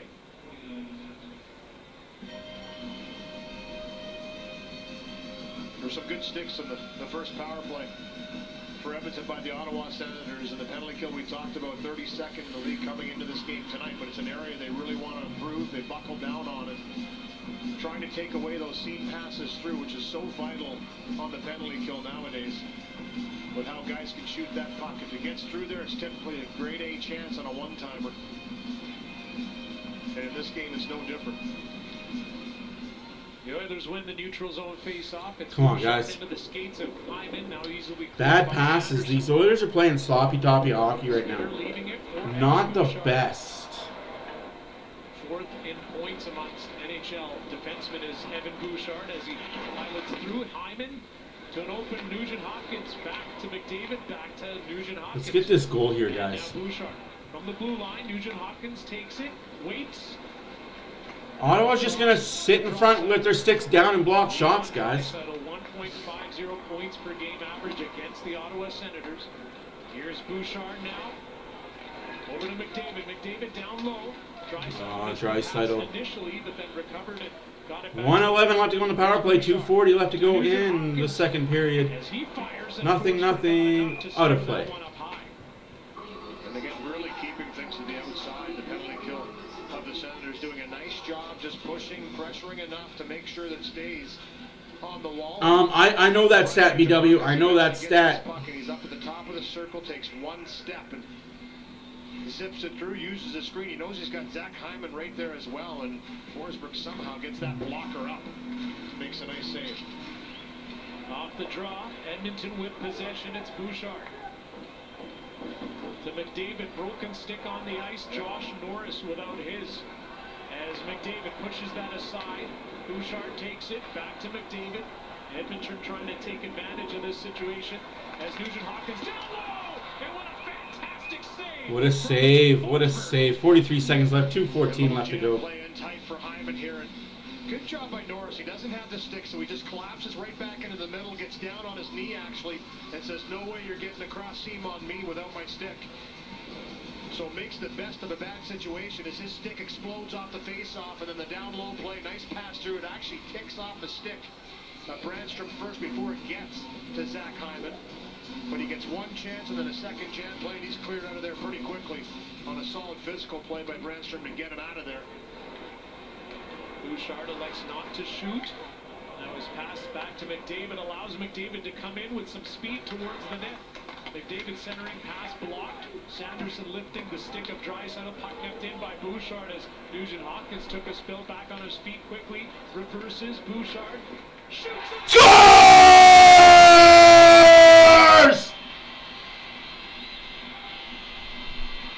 Was it a tip or was it Bouch?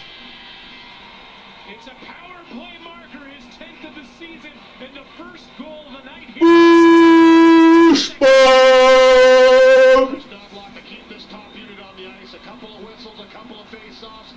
It's only a couple minutes left in the second period, so he keeps them out there, and it pays off with a huge power play goal. And sometimes when a penalty kill's doing a nice job of taking things away, you just got to get it to the net. This wrister by Bouchard has eyes. It's a screen by the forward up top of the Senators, but also Hyman flying by in front of Forsberg. Maybe takes his eyes away for a second, and it finds the back of the net. Little dropper on the wrister by Bouchard. We ain't going into the second period tied, boys. 1-0 Oilers, 33 shots. Holy skadoodles! He's had an incredible point production advancement here over the last month and a half. Yeah, and sometimes you're creating lots of chances, you possess the puck a lot, but you're just not getting that grade A that you've been looking for. You start to force and try and be too perfect. This is a prime example. Use the screen, make sure the puck gets through. It might have deflected right there a little bit off of Parker Kelly. I think it did, and that's why it dropped down and was a knuckler on Forsberg and found the back of the net, blocker side. Shabbat now over to Batherson. Skinner. What a save by Skin Dog. All the way over to the side to challenge. That's that penalty from Artem Zub that he was arguing about that ends up being costly for the Senators here. Late in the second period. Jesus. Huge thunderous check to Ceci, who avoided it at the very last millisecond. Oh, late. I don't know how he got out of the way of that one. Here's Josh Norris skating in. Shabbat heading to the net. Shot blocked. Janmark takes it from there and delivers it deep into the Senators' territory as we've entered the final minute of the second period. Stützle diving to make contact with that puck. Giroux gets to it first. Bo Giroux. All the way over to the corner. It's Stützle there. To the point, Chychrun trying to put it on target. Hit a few bodies, and Fogle lifted it out. And this puck is over the glass, and souvenir here for a fan at Rogers Place. And all this right after that goal for the Edmonton Oilers. A great save by Stuart Skinner, who's had to make some good ones in tight. And here it is, traffic. You can see Kachuk right in front. Batherson left all alone. And the good recognition by Skinner to pounce out and cut down that angle. Actually took that one off the collarbone underneath the chin. But double team on Brady Kachuk here. The Ottawa Senators bench felt he was certainly should have been a penalty on the play as he spun around, taken down by two Oilers. And the big man in front was double teamed. Here's Chychrun getting that puck to center ice. Tarasenko to Stützle, who slowed down by McLeod, and Stützle falls hard into the boards. Bouchard also feeling it as he drops his stick and he's heading straight to the bench. Stützle up ahead to Connor Brown, looking for Fogle. Bouchard headed down the tunnel now. Yeah, I could see some blood. He was cut around the mouth area as he went down the tunnel with TD4s. And a little extra here. All right, 2 periods down, folks. Huh. Wow, what a game. What a game. You wanted drama, you got drama for your mama. You wanted excitement, you got lots of that too. It is 1-0 Edmonton after one. Your goal scorer, Evan Bouchard.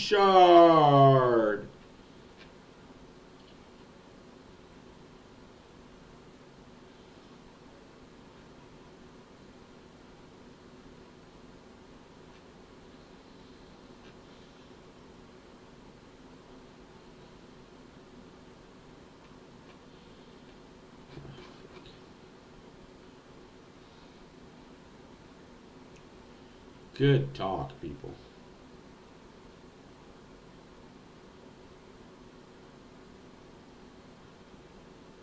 It's okay. It's okay, Nikki. Thank you for being here.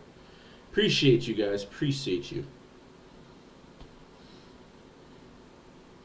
Well, you asked for assists. I will tell you that it was unassisted. No, I'm just messing with you. The only assist goes to Ryan Nugent-Hopkins.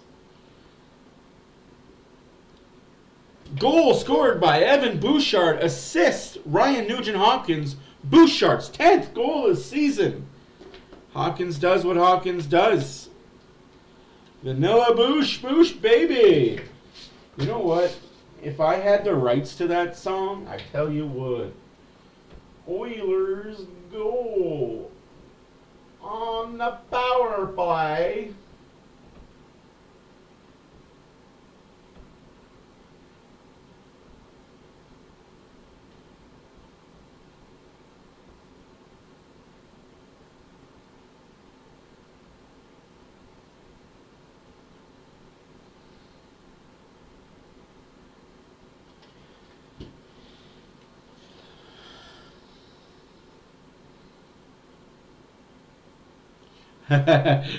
He got no balls. He got no balls. They're in her purse, that's why. That's a joke. Take it to heart. Ooh, look at that. Yes, I have not updated the standings yet. When I do this, I have not updated the standings yet. I will update them when I come back down. For now, I will be back. You guys enjoy the intermission. Toodles! Yeah, I know. Isn't that pretty rating?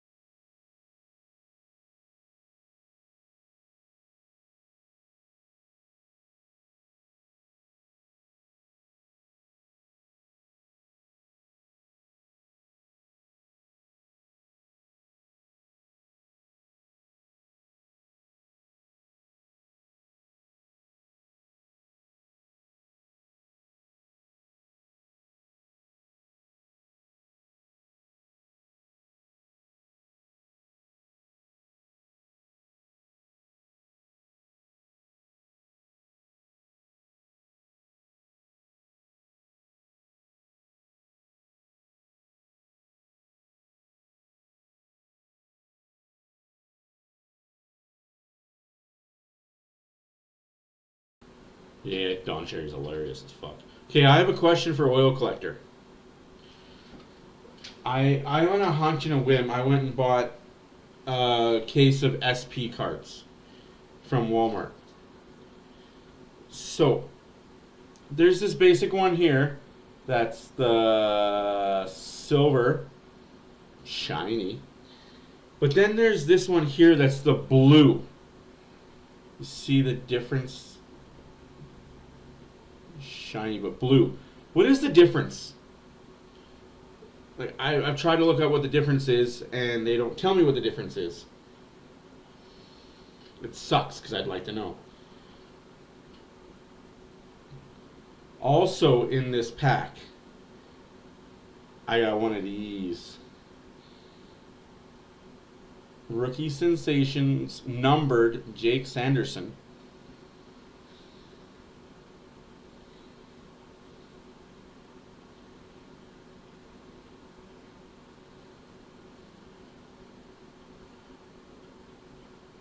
Okay, so there's just, let me get back in the picture here right quick here. So they're just different variants, so you can have like silver, blue, reds. They're all worth the same amount of money. Because I also got this pretty card right here.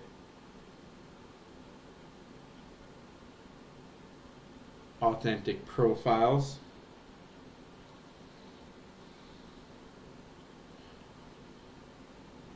And then my rookie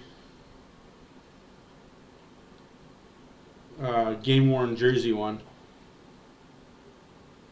Rookie signature game-worn jersey. Like that.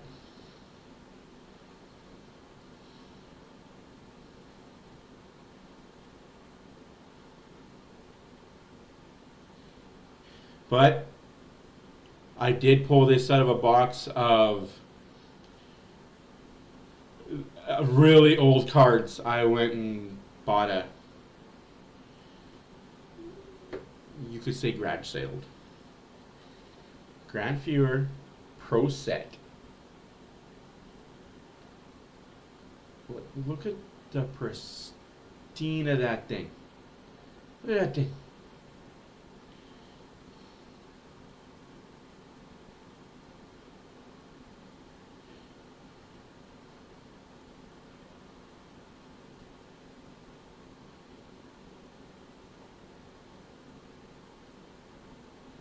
Yes, this card is from 1990.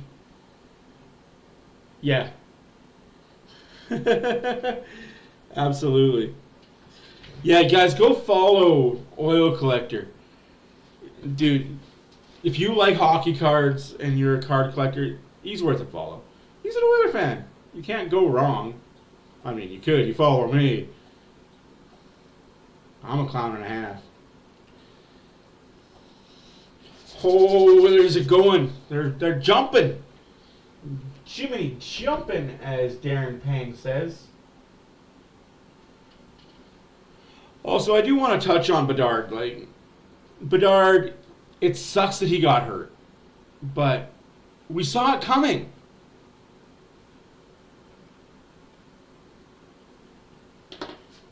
If you've watched Bedard play the last 2.5 months, you saw the injury coming. I didn't think he'd get hit one time and break his jaw.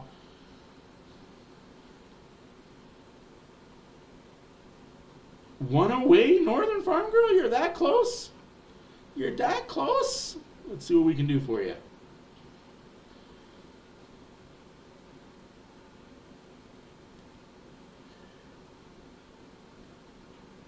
I've already subscribed to both my channels. That sucks.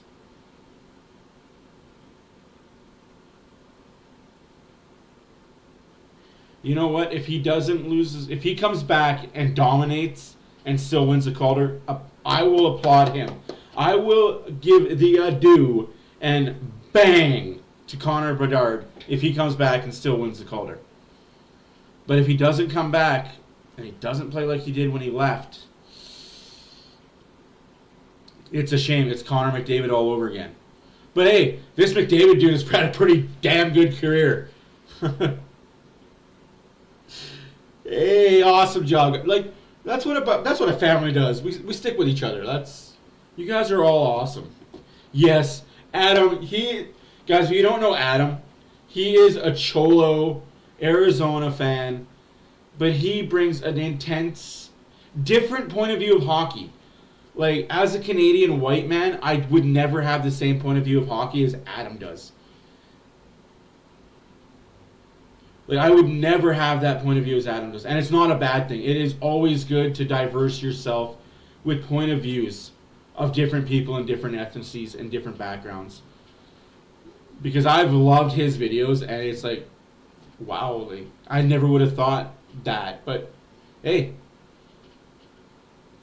that's because I don't live in California, Arizona. I live in Canada, so I don't see hockey the way they see it, right? So, but yes, Adam brings a lot of passion to his videos. He's good, people. Don't let the goatee and sunglasses scare you guys.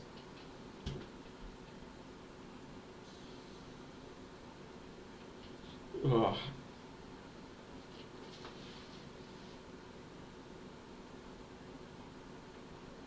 Yeah, no, I agree, SMC. Crosby put up a lot of hooking, a lot of slashes, a lot of hits behind the play.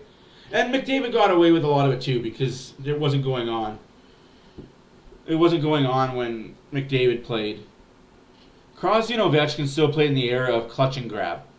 And they brought the era of no more clutch, no more grab. And it's helped the guys like McDavid, Makar, Draisaitl's, Matthews, Marners, Nylanders, Hymans, McKinnons. Like, it's helped these guys.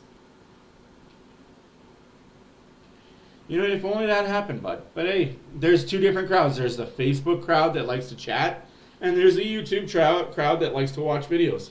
And watch this guy rep his Draisaitl. Yeah, I'm a big Draisaitl guy.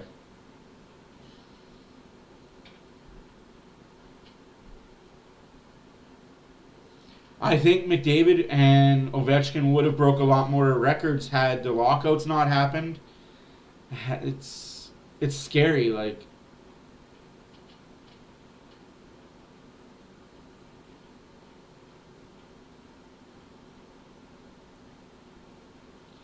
Hockey Day in Canada, January 20th. I may or may not be here. I don't think I'm going to be here that day. No, it is definitely two different groups. It's like Instagram and Twitter. Two different polarizing groups. All great, like all have the same intentions for the most part. But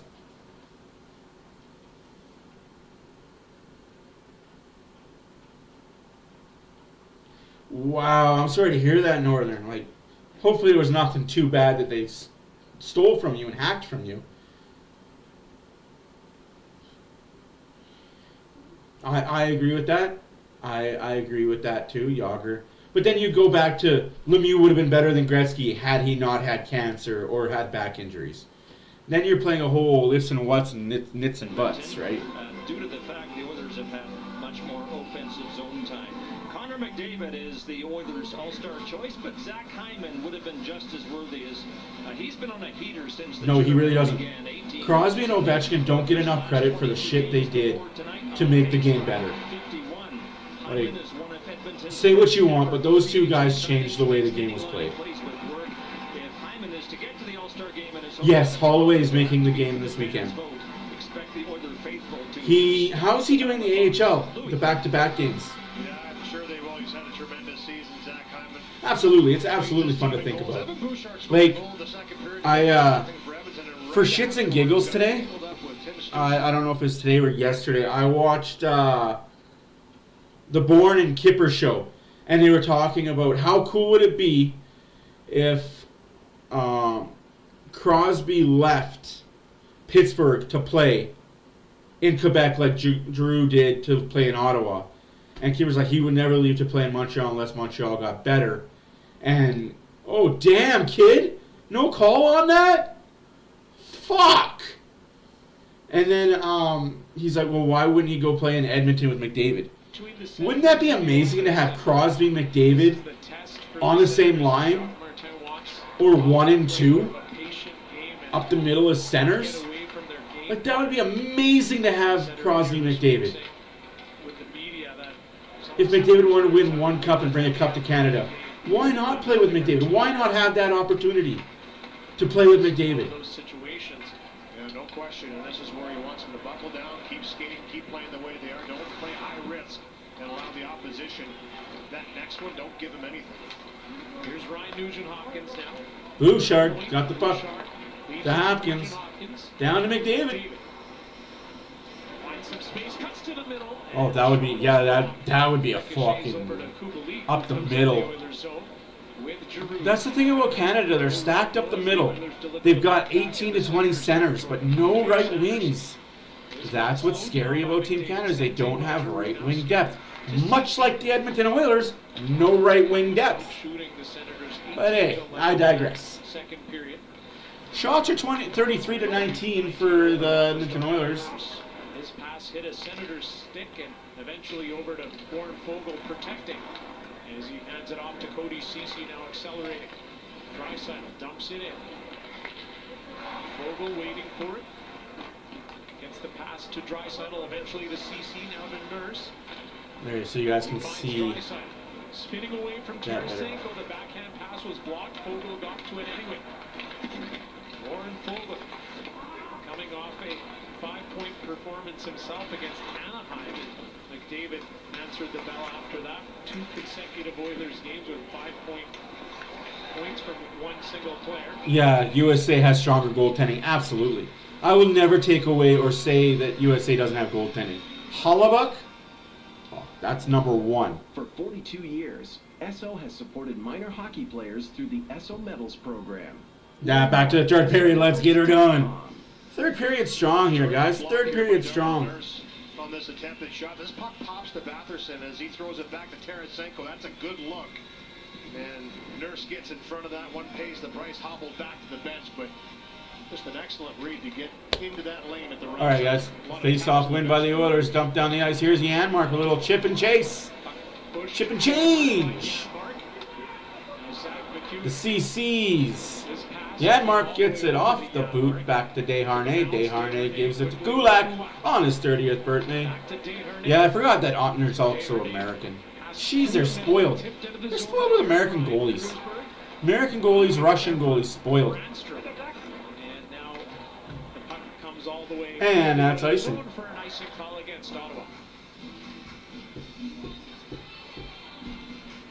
It's on, Ontario. Dump and change. Non-stop sports action with BetMGM. Download the BetMGM app and feel the roar of the king of sportsbooks.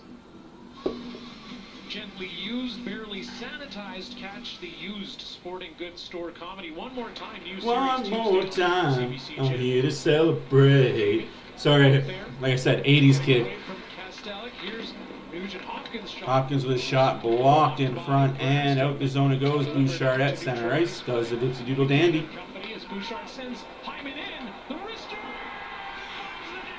Hyman makes it 2-10. You shall not pass. Leading goal scorer for the Edmonton Oilers, Zachary Hyman.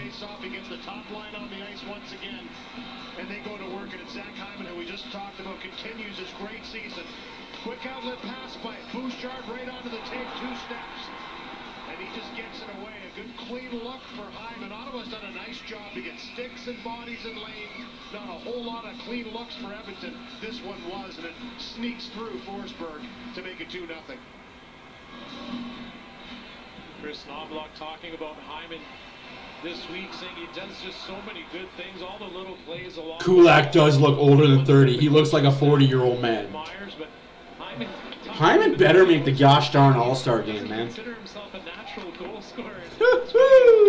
17 minutes left to go in the regulation. 2-0 Oilers. 34-19 are your shots for them Oilers.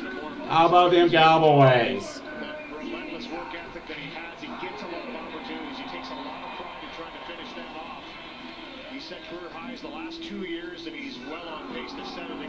Oh my goodness. 50 goals almost. Where do you vote for the All-Star? That is an awesome question. I'll show you. A little bit more from distance too, which he's always had a heavy shot, so trying to do too much in tighty. That was a distant shot again. He picks his spot, gets it away, and it finds the back. Here's a chance for Giroux, working his way. Big save there by Skinner. Now came up with it. He pickpocketed Giroux at the last moment. Senators trying to get on the board here now. Down 2 goals. Jake Sanderson working his way up the ice. He enters the Oilers' territory. Sanderson with a sharp angle shot off the side of the net. He picked up that rebound all himself. Tim Stutzla's pass off a leg. It hit Hamlet, racing to it as Ceci. Giroux feeds the point. Chychrun waiting for it. Jacob Chychrun, a wrister, wide of the net. Off the wall to Stutzla. He finds Chychrun. Chychrun, a backhand feed. Parked in front was Kubalik. Giroux lifting the stick of Ceci, allowing the Senators to keep this play alive. Here's Stutzla now, winding it up, pulling the trigger. There you guys go. You guys can go to the allstarfanvote.com and vote there. Takes it. Chychrun, a one-timer. That's way wide as Stutzla has it. Now the Oilers have been in their own end for a while. BW is better at the copy pasting stuff than I am. I'm just the voice. Sanderson keeps it in. I'm just the host with the most. BW is the guy behind the scene, guys. Connor Brown gets cut off. Okay. Oh, McLeod almost got another one. He's on a tear lately. I like it. Draisaitl, Brown, and McLeod. I don't hate it. I don't hate it. Not at all, Z's. Yeah, real good shift by the Stutzla line. Really hemmed in Edmonton. It was Sanderson. And that's what people don't understand. You have to be really, really, really, really, really, really good to play with McDavid. Ask Lucic how good he had to be. From distance, had some eyes. Yeah. A little more urgency here, down 2-0 as here's the goal that we just saw by Zach Hyman. So, yeah.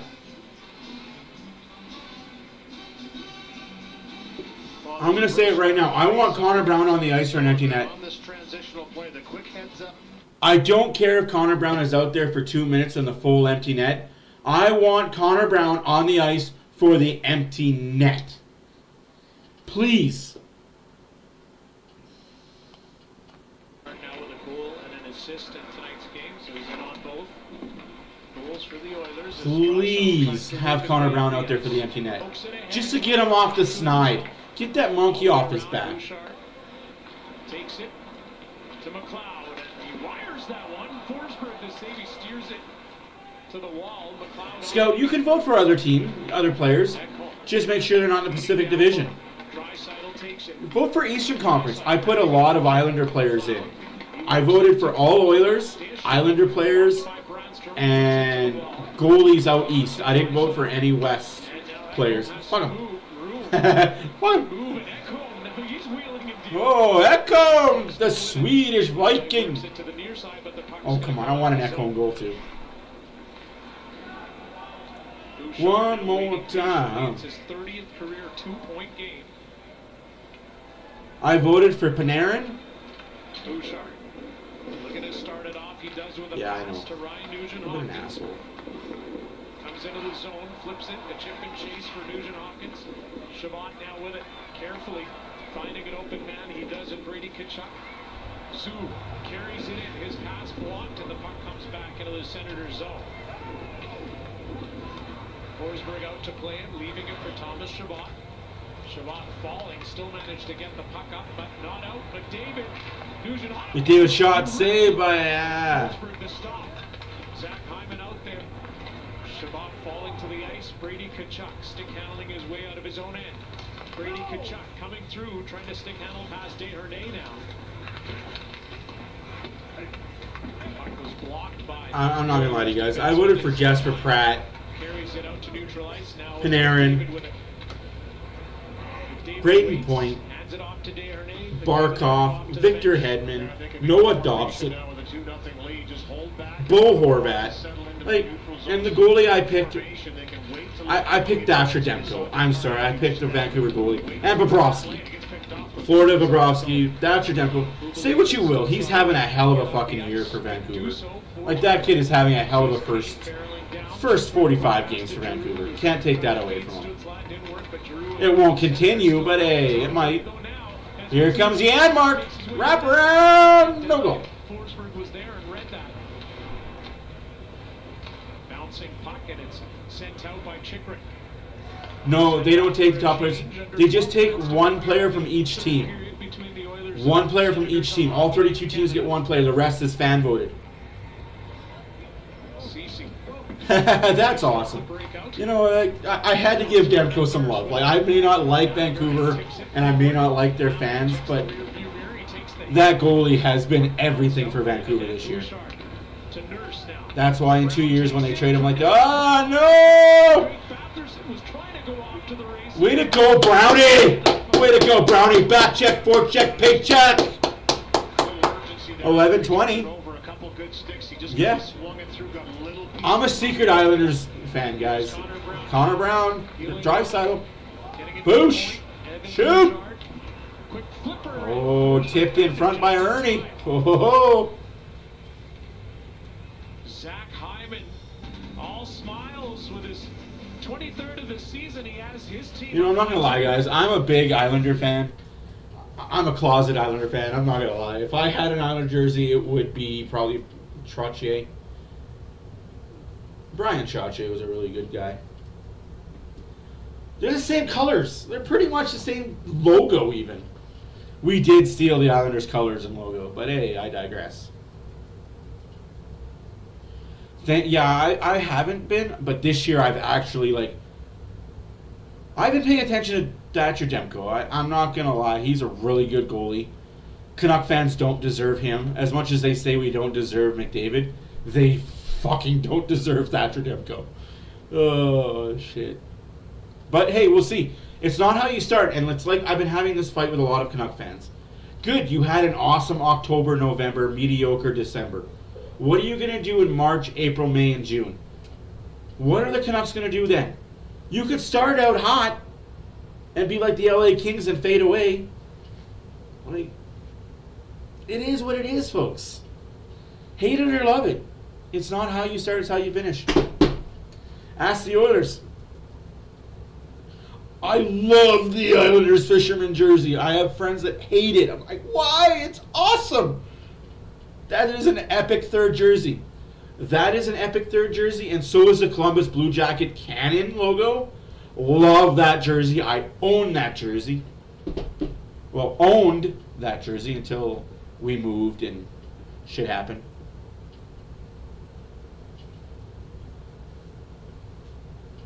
Oh, don't forget about Markstrom in that picture, too, BW. Forgot about Markstrom. He was there for a while. It was like you had Snyder, you had Luongo, you had Markstrom, now you got Demko. You've had solid goalies. Why no playoff success? Because your team's garbage. To reach 1,000 in the next 4 months would be dismissed as a it's very true, Scout. We could definitely say all-star for Hyman Wilner. I called you a wiener. My bad. It's a dick joke. Turns 27 later next week. Yeah, he did. I loved it. Oh, absolutely did. And don't forget about Kurt McLean. They had Kurt McLean as well as a goalie. SmackDown was in Vancouver last night. Great show. Great show last night. Jeep plug-in hybrid electric SUVs. I didn't like the finish. Electric. If you're going to have him lose, that would be the way to have it lose, a 4-on-1. And then he could say, I want it back, I want a rematch and get it back. It's a good stick, so he's got to make sure he's in the right position. He was to make that save. Giroux gets it back to the point. Giroux that would be something. To the middle, Giroux. Ovechkin's boycotting. Oh no. Cece in the dome. Oh, that sucks. Oh, absolutely, Kiefer. If every day you vote twice and put Hyman in, he's in. If 1,000 people voted twice. Like that wasn't a good situation.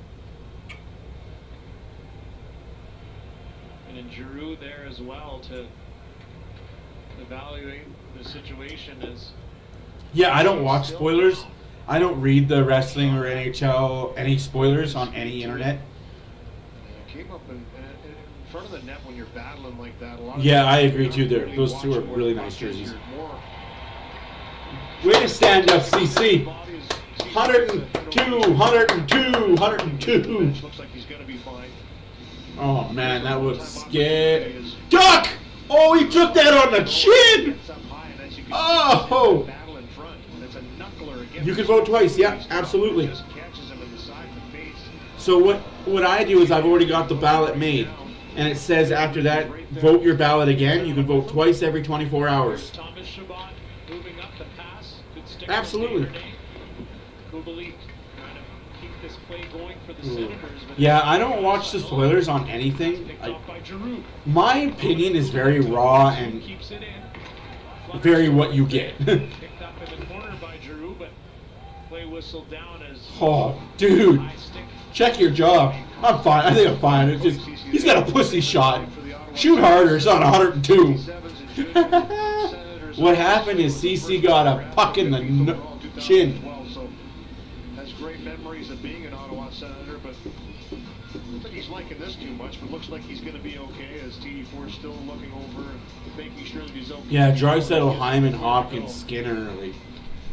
Cody CC got a puck in the chin from a slap shot from Giroux, sorry. And it was maybe 75 miles an hour. It wasn't no 102. I'm going to say that forever now. CC 102.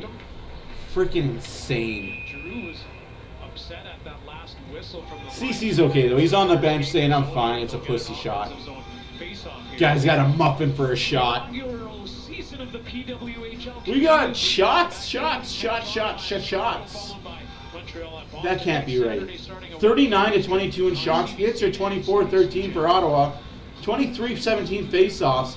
2 for 2 for power plays each. Oilers are 1 for 2. Ottawa's 0 for 2. Block shots 12 for the Oilers, 11 for Ottawa. Takeaways 9 for Ottawa, 3 for the Oilers. Giveaways 6 for Ottawa, 8 for the Oilers. Clean that shit up, Edmonton. Gets it out, sent right back in by Ottawa. Yeah. Stopping and leaving it for. Yeah. 102. Like, dude. Just, dude. He man up on that, man. Sanderson now to Norris.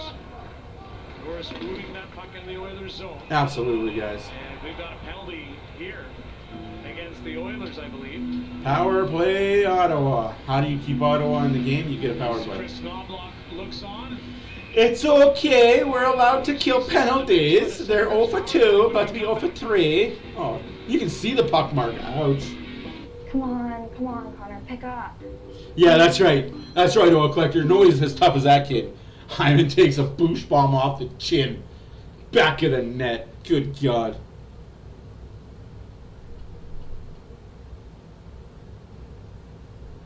That's exactly what Glenn Saylor was like. Glenn Saylor's like, I have the best players in the world. We won't play defense. That's what we have 2 defensive guys for. Well, 1 defensive guy, the other was an offensive defenseman. But that's what we have a goalie for. We have a goalie named Grant Fuhrer, Andy Moog, Bill Ranford, Bob Essenza, if I'm missing anybody. Jesus. Ron Tugnut. We got those goalies. That's what they're to make saves for. Yeah, we won games 15-17 and 9-10 and 21-20. We won high-scoring games. We won them. And that's all that mattered back then. There was no 1 point for freaking shootouts and overtimes. It was you lost, you lost.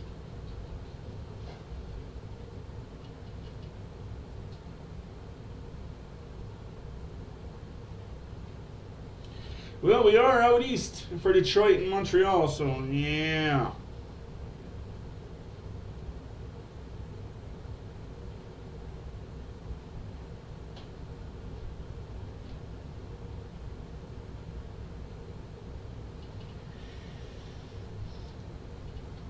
I don't have predictions about the Royal Rumble. Who I want to win won't win, so. You've got the perfect guest for After Hours, so we're looking forward then to having you take a check. It's very true. Louis and me on After Hours tonight. Louis. Looking forward to it. Here's the penalty that Bouchard. Slats. Yeah, that's a penalty. You can't do that. Don't bitch about it. Don't. Boosh, shut up, go to the box. Shut up, go to the box. There's no need for Chikrin to come back there, though. That's just stupid. But yeah, shut up and go to the box. Opportunity here for Ottawa to try and cut the lead in half of the power play. That is awesome. I love Ron Tugnutt. I didn't like it when he played for Dallas. Damn, bastard. But hey, when he played for the Oilers, I liked him. And that's how I am with everybody. Shot, save made by Skinner. See, guys, I'm not a fan of a player per se. I'm a fan of a team. So when you're not on my team, I don't like you anymore. I have an Everly jersey. Love Everly as a human being. Love him as an Oiler.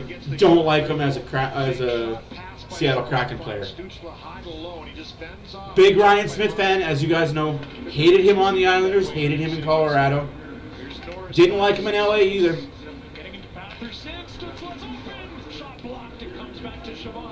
9:26 left to go in the third period. 1:30 left to go in the power play.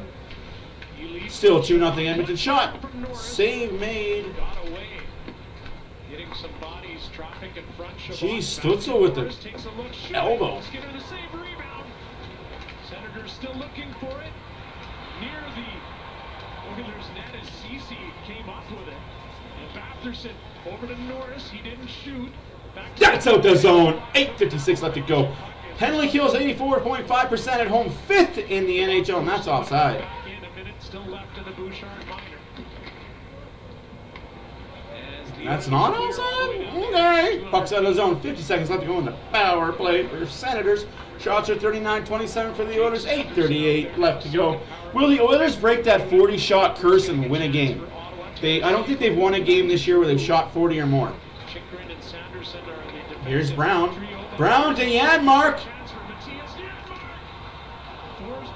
Slash on the hands, ref? No, okay. Janmark just steals the puck back anyway. Janmark's like, here, have my biscuit. He had to. I understand why. I will tell you why he had to, because Smith requested a trade to play for a playoff team. Ryan Smith requested to play for a chance to win a cup. He had to, and Oilers were bottom feeders at best that year, so he was doing Ryan Smith a favor. It backfired and bit the Oilers in the ass when they didn't re-sign him. Smith was bitter about that. That's on low. But yeah.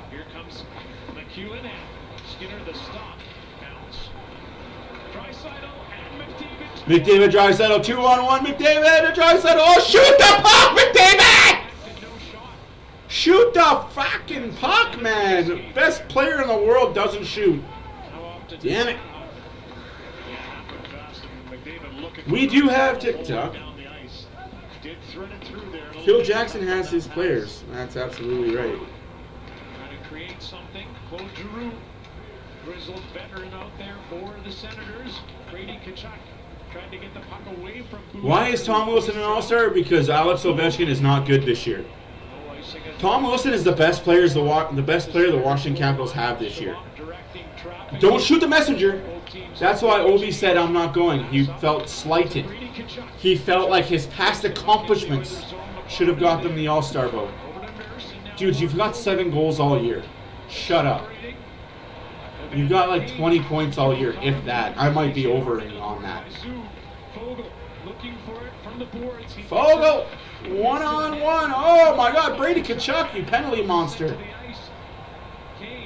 6 minutes left to go in the third period. Ceci to Nurse. Nurse shot. Oh, looking for Fogle between his legs and threw it. Back to Kane. Shoot! Save made by Forsberg. Right back to Vander Kane. He had one chance and the second one testing the glove. Forsberg with a nice save. Here's that Stützle chance that goes off the skate. Hitter part of the skate, the right skate. Yep. CC blocks another one.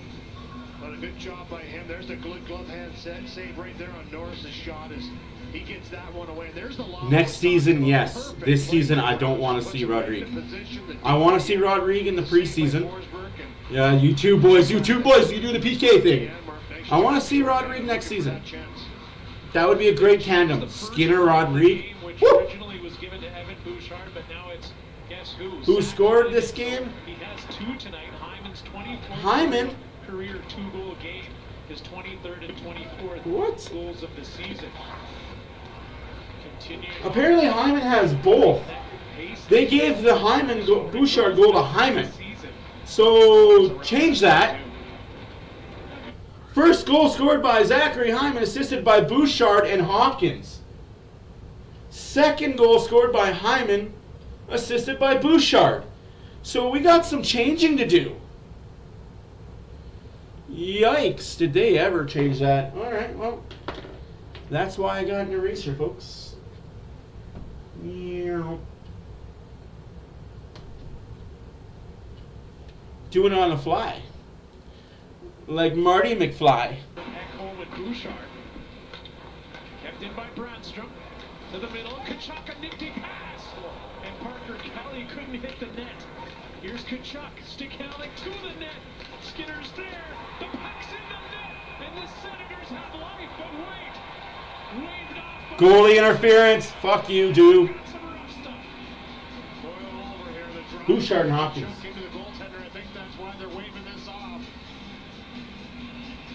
Because Skinner was down and out after that. They kept a jam away. Where's surgery goal? Kachuk come together here. They had a pretty spirited fight last year in Ottawa. Hyman. But they break apart, so we'll see how they sort this one out. The call on the ice is no goal. It was waved off. This will be interesting. Assisted by Bouchard. 28 assists by Bouchard. From the corner. He just wasn't going to be denied taking this puck to the net. And as he did, he bulldozed through. And then jamming away. You talked about Parker Kelly. I know Kelly. There you go. Rudy talked about Parker and how he's had a great game. There's the drive through, and then Parker Kelly gets in there too, and he just keeps jamming away. And on the other side, it's Greg that eventually, I think, chips this one through. There's the first chance by Kachuk. The second one actually was Parker Kelly that pops this one home. You suck. So if we watch Kachuk come through here, he makes this deke. I'll tell you, there's not a lot of contact for me there, Kachuk on Skinner. There certainly was, though. Parker Kelly does.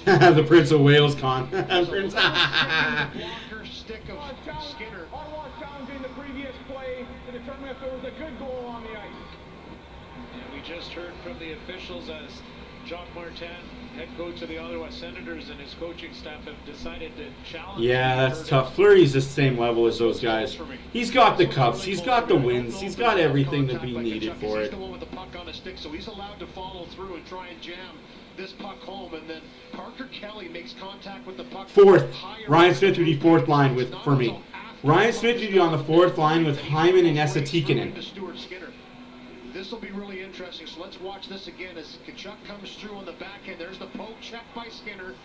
There is a little contact there, but I mean, that's just a bouncing puck, and then there's the poke by Kelly. I got to tell you, that might be a goal, folks. Yeah, I think this is going to be a goal on my first look at this replay, because... Although, Louis, shut up. It's bobbling the puck. There's the poke check. He's staying in the puck. There's no body contact on Skinner. And because Parker Kelly gets a piece of this puck early and pops it up over top of everybody, the contact wasn't until after. See how they figure this one out. Ekholm took exception to Greg coming towards the net. A lot of bodies collapsing to the net there. Yeah, Brady Kachuk thinks this is a goal. If you heard that in my mic, I'm not sure, but he was watching on the screen here as the Senators have started to look at this one. I gotta tell you, this one looks like it's a goal to me. And it would certainly change the complexion of this game with under 5 minutes to go now. Strong move by Kachuk here to start this off. Nice move out of the corner. He's getting chopped at, but he just continues through. And because the puck is there, he keeps whacking away at it, which he can. It's the poke check by Skinner that puts it up on edge. Here we go, Louis. After the coach's challenge video review, it was determined there was not goaltender interference. We have a good goal. Yeah, there you go. Yeah, it's 2-1, guys. So good. 2-1.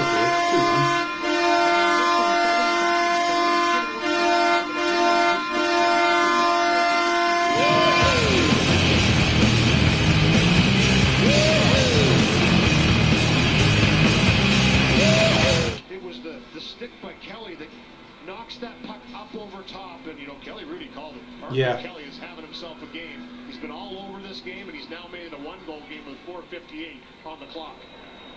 Parker Kelly said it himself after the game against Seattle. Yeah, that's a goal. It sucks, but... Here is Parker Kelly on the board, his 4th of the season. Nothing like adding a little bit of drama to this game here. Right to the end, and the Senators have pushed here a little bit here in this third period, and Edmonton's done a nice job to weather it, get pucks out. Here's another 2-on-1. David and Hyman. Oh, McDavid looking for the hat trick for Hyman. Like, you got to shoot that, McDavid. Ridley Gregg circling in the corner. Now he starts it off. You've got to shoot that. McDavid needs to shoot.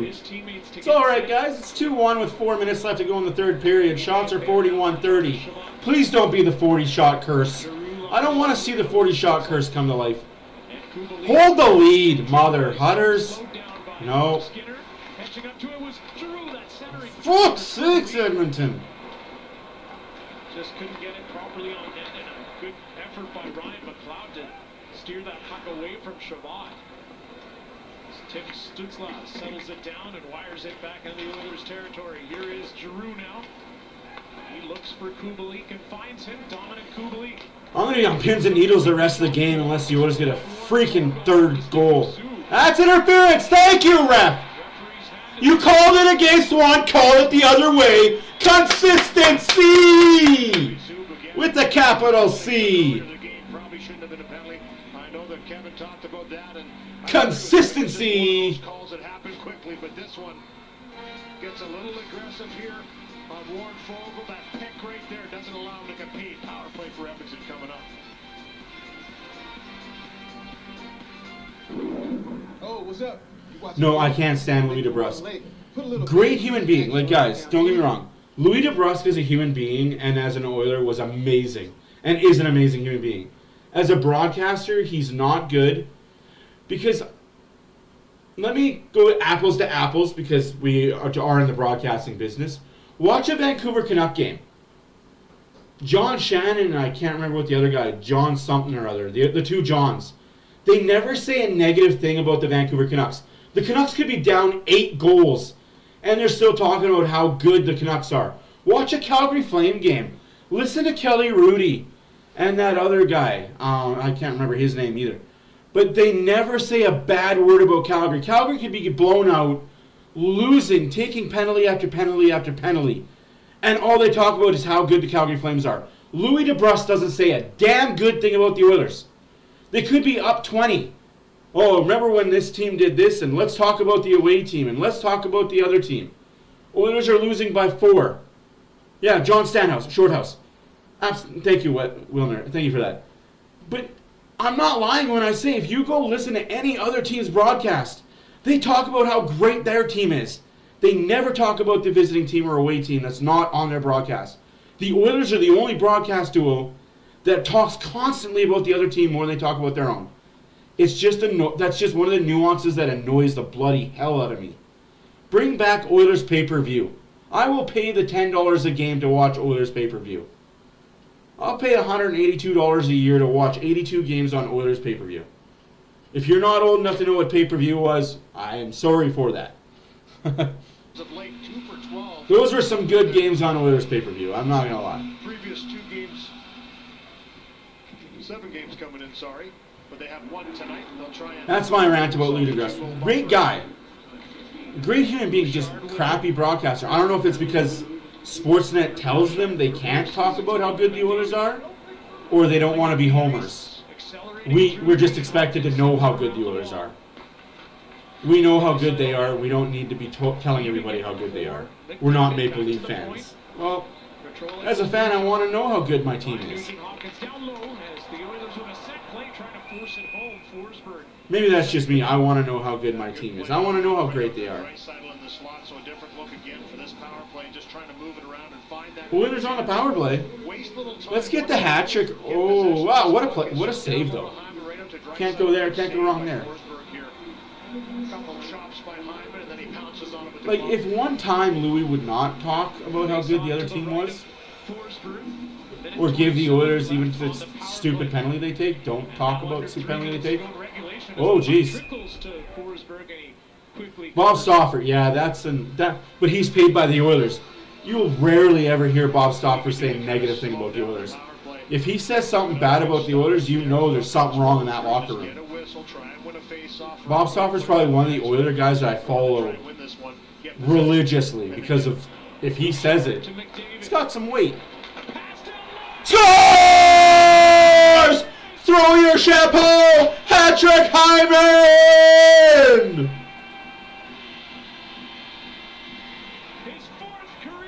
Oh, man.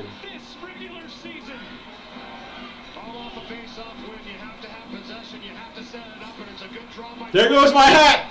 And again, very quickly taken to the net. So I know Kevin broke down the power play and how they moved around, tried different things. And they seem to be a little bit on the perimeter in their first couple of plays. They did score the goal eventually that was given to Hyman on a tip from the You wanted one more goal. You got one more goal. If you took the over, you win $1 million. It's a redirection by Hyman. He just misses the stick of Draisaitl, who's also an option. I agree, Adam. Florida and Anaheim never talk badly about their teams. And he just has to get I've been, with the stick redirected up over top. guys, I'm not gonna lie. I've been listening on a different screen. I watch games on a different screen with my headphones on. If you guys have watched past streams, you see that I have headphones on. I'm watching the away American broadcasts. They mention 2 players on the Oilers, McDavid and Draisaitl. And they talk about how good those 2 are. They talk about how good the Oilers are collectively. But they never say a bad word about the home team that they are broadcasting for. Even when the team was getting mollywopped, like when the Oilers destroyed that one team 8-1, they still said that, yeah, a few bad bounces, but if this bounce would have went this way and it would have just went that way, this game would be a lot closer than 8-1. That's what I want. That's what I want this Oilers broadcast to be. Like, yeah, you're getting shit on, but if one bounce went the other way, you would have been in the game. Not really, but hey, that's what I want the broadcasters to say. You're getting your shit kicked in, but hey, one bounce goes the other way. You're not getting your shit kicked in as bad. I guess that's just me and my commentary style that I like.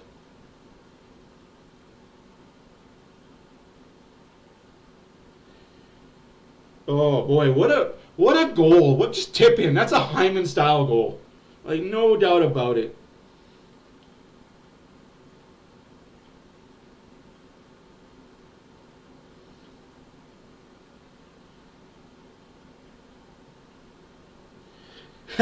Yes.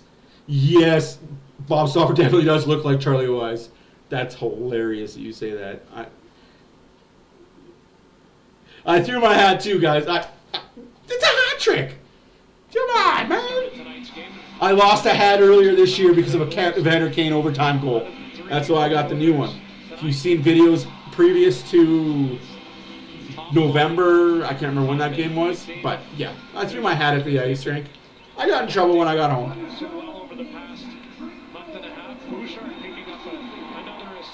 So whatever.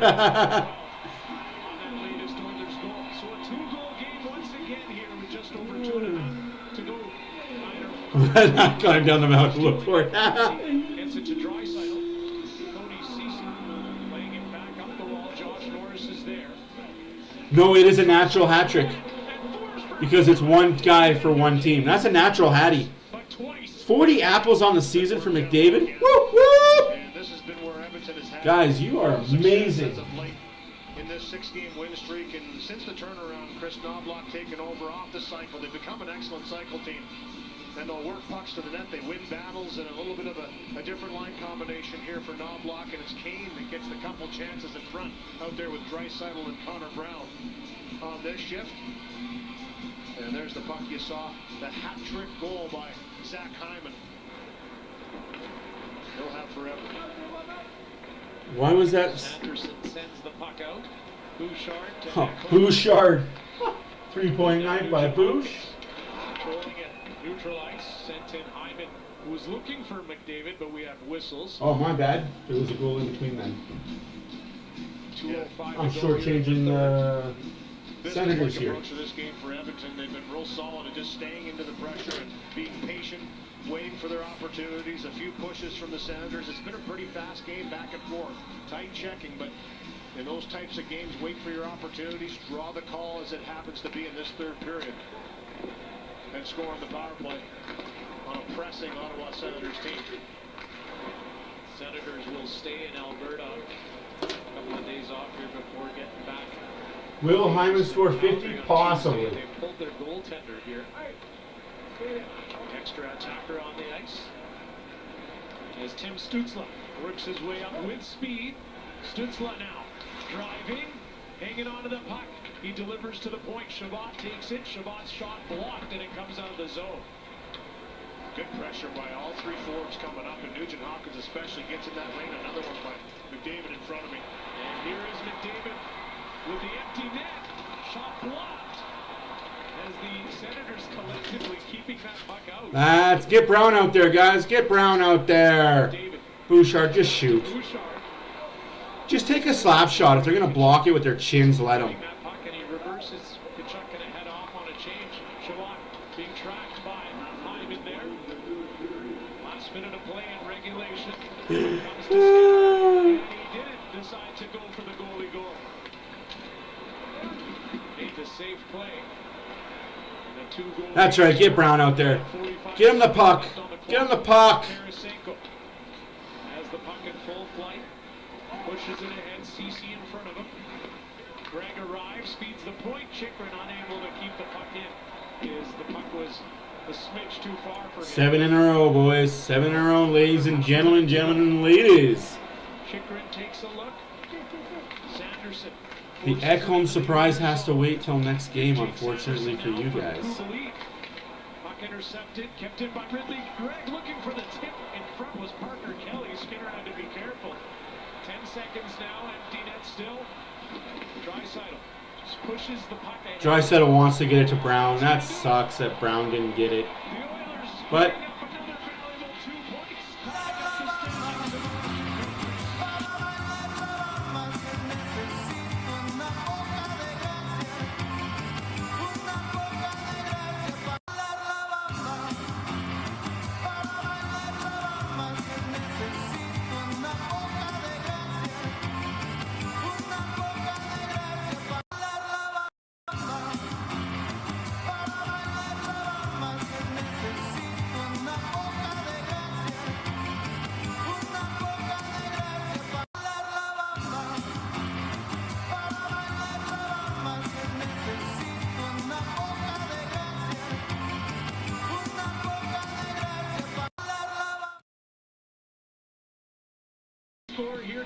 ladies and gentlemen, and ladies, what a win! Oilers win! Oilers win! Play some La Bamba, baby! That's 7 in a row. Oilers are now in 8th place in the standings with 41 points and games in hand. This team is pushing. This team could be a top 3 team in the Pacific, which means they're not a wild card team. Could they get first when all is said and done? Ladies and gentlemen and ladies, my name is Matt for Oilers After Dark. Please don't forget to hit the subscribe button. Thank you all for being here. The pleasure was mine. Please come back for the next game, as the Oilers, I believe, are off until, what day is it today? Saturday? They're off till Tuesday. Boy, really? They're off till Tuesday? Jeez. That's rough. They're off till Tuesday when they play Chicago Blackhawks. Oilers are in Chicago on Tuesday, and then they're in, I believe, Montreal on Thursday.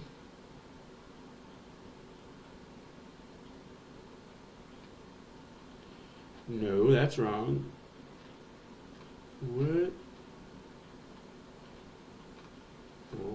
They're in Detroit on Thursday, Montreal on Saturday. So Chicago, Detroit, Montreal. Tuesday, Thursday, Saturday. Enjoy your time off. Enjoy your Sunday. Enjoy your Monday. Again, my name is Matt for Oilers After Dark. We will see you in the next one. And I really am going to tell you guys this. My baby, well, it's not my baby, but our baby is coming out Friday. Whether she likes it or not, she's being evicted. I will see you guys in the next one. Enjoy your weekend.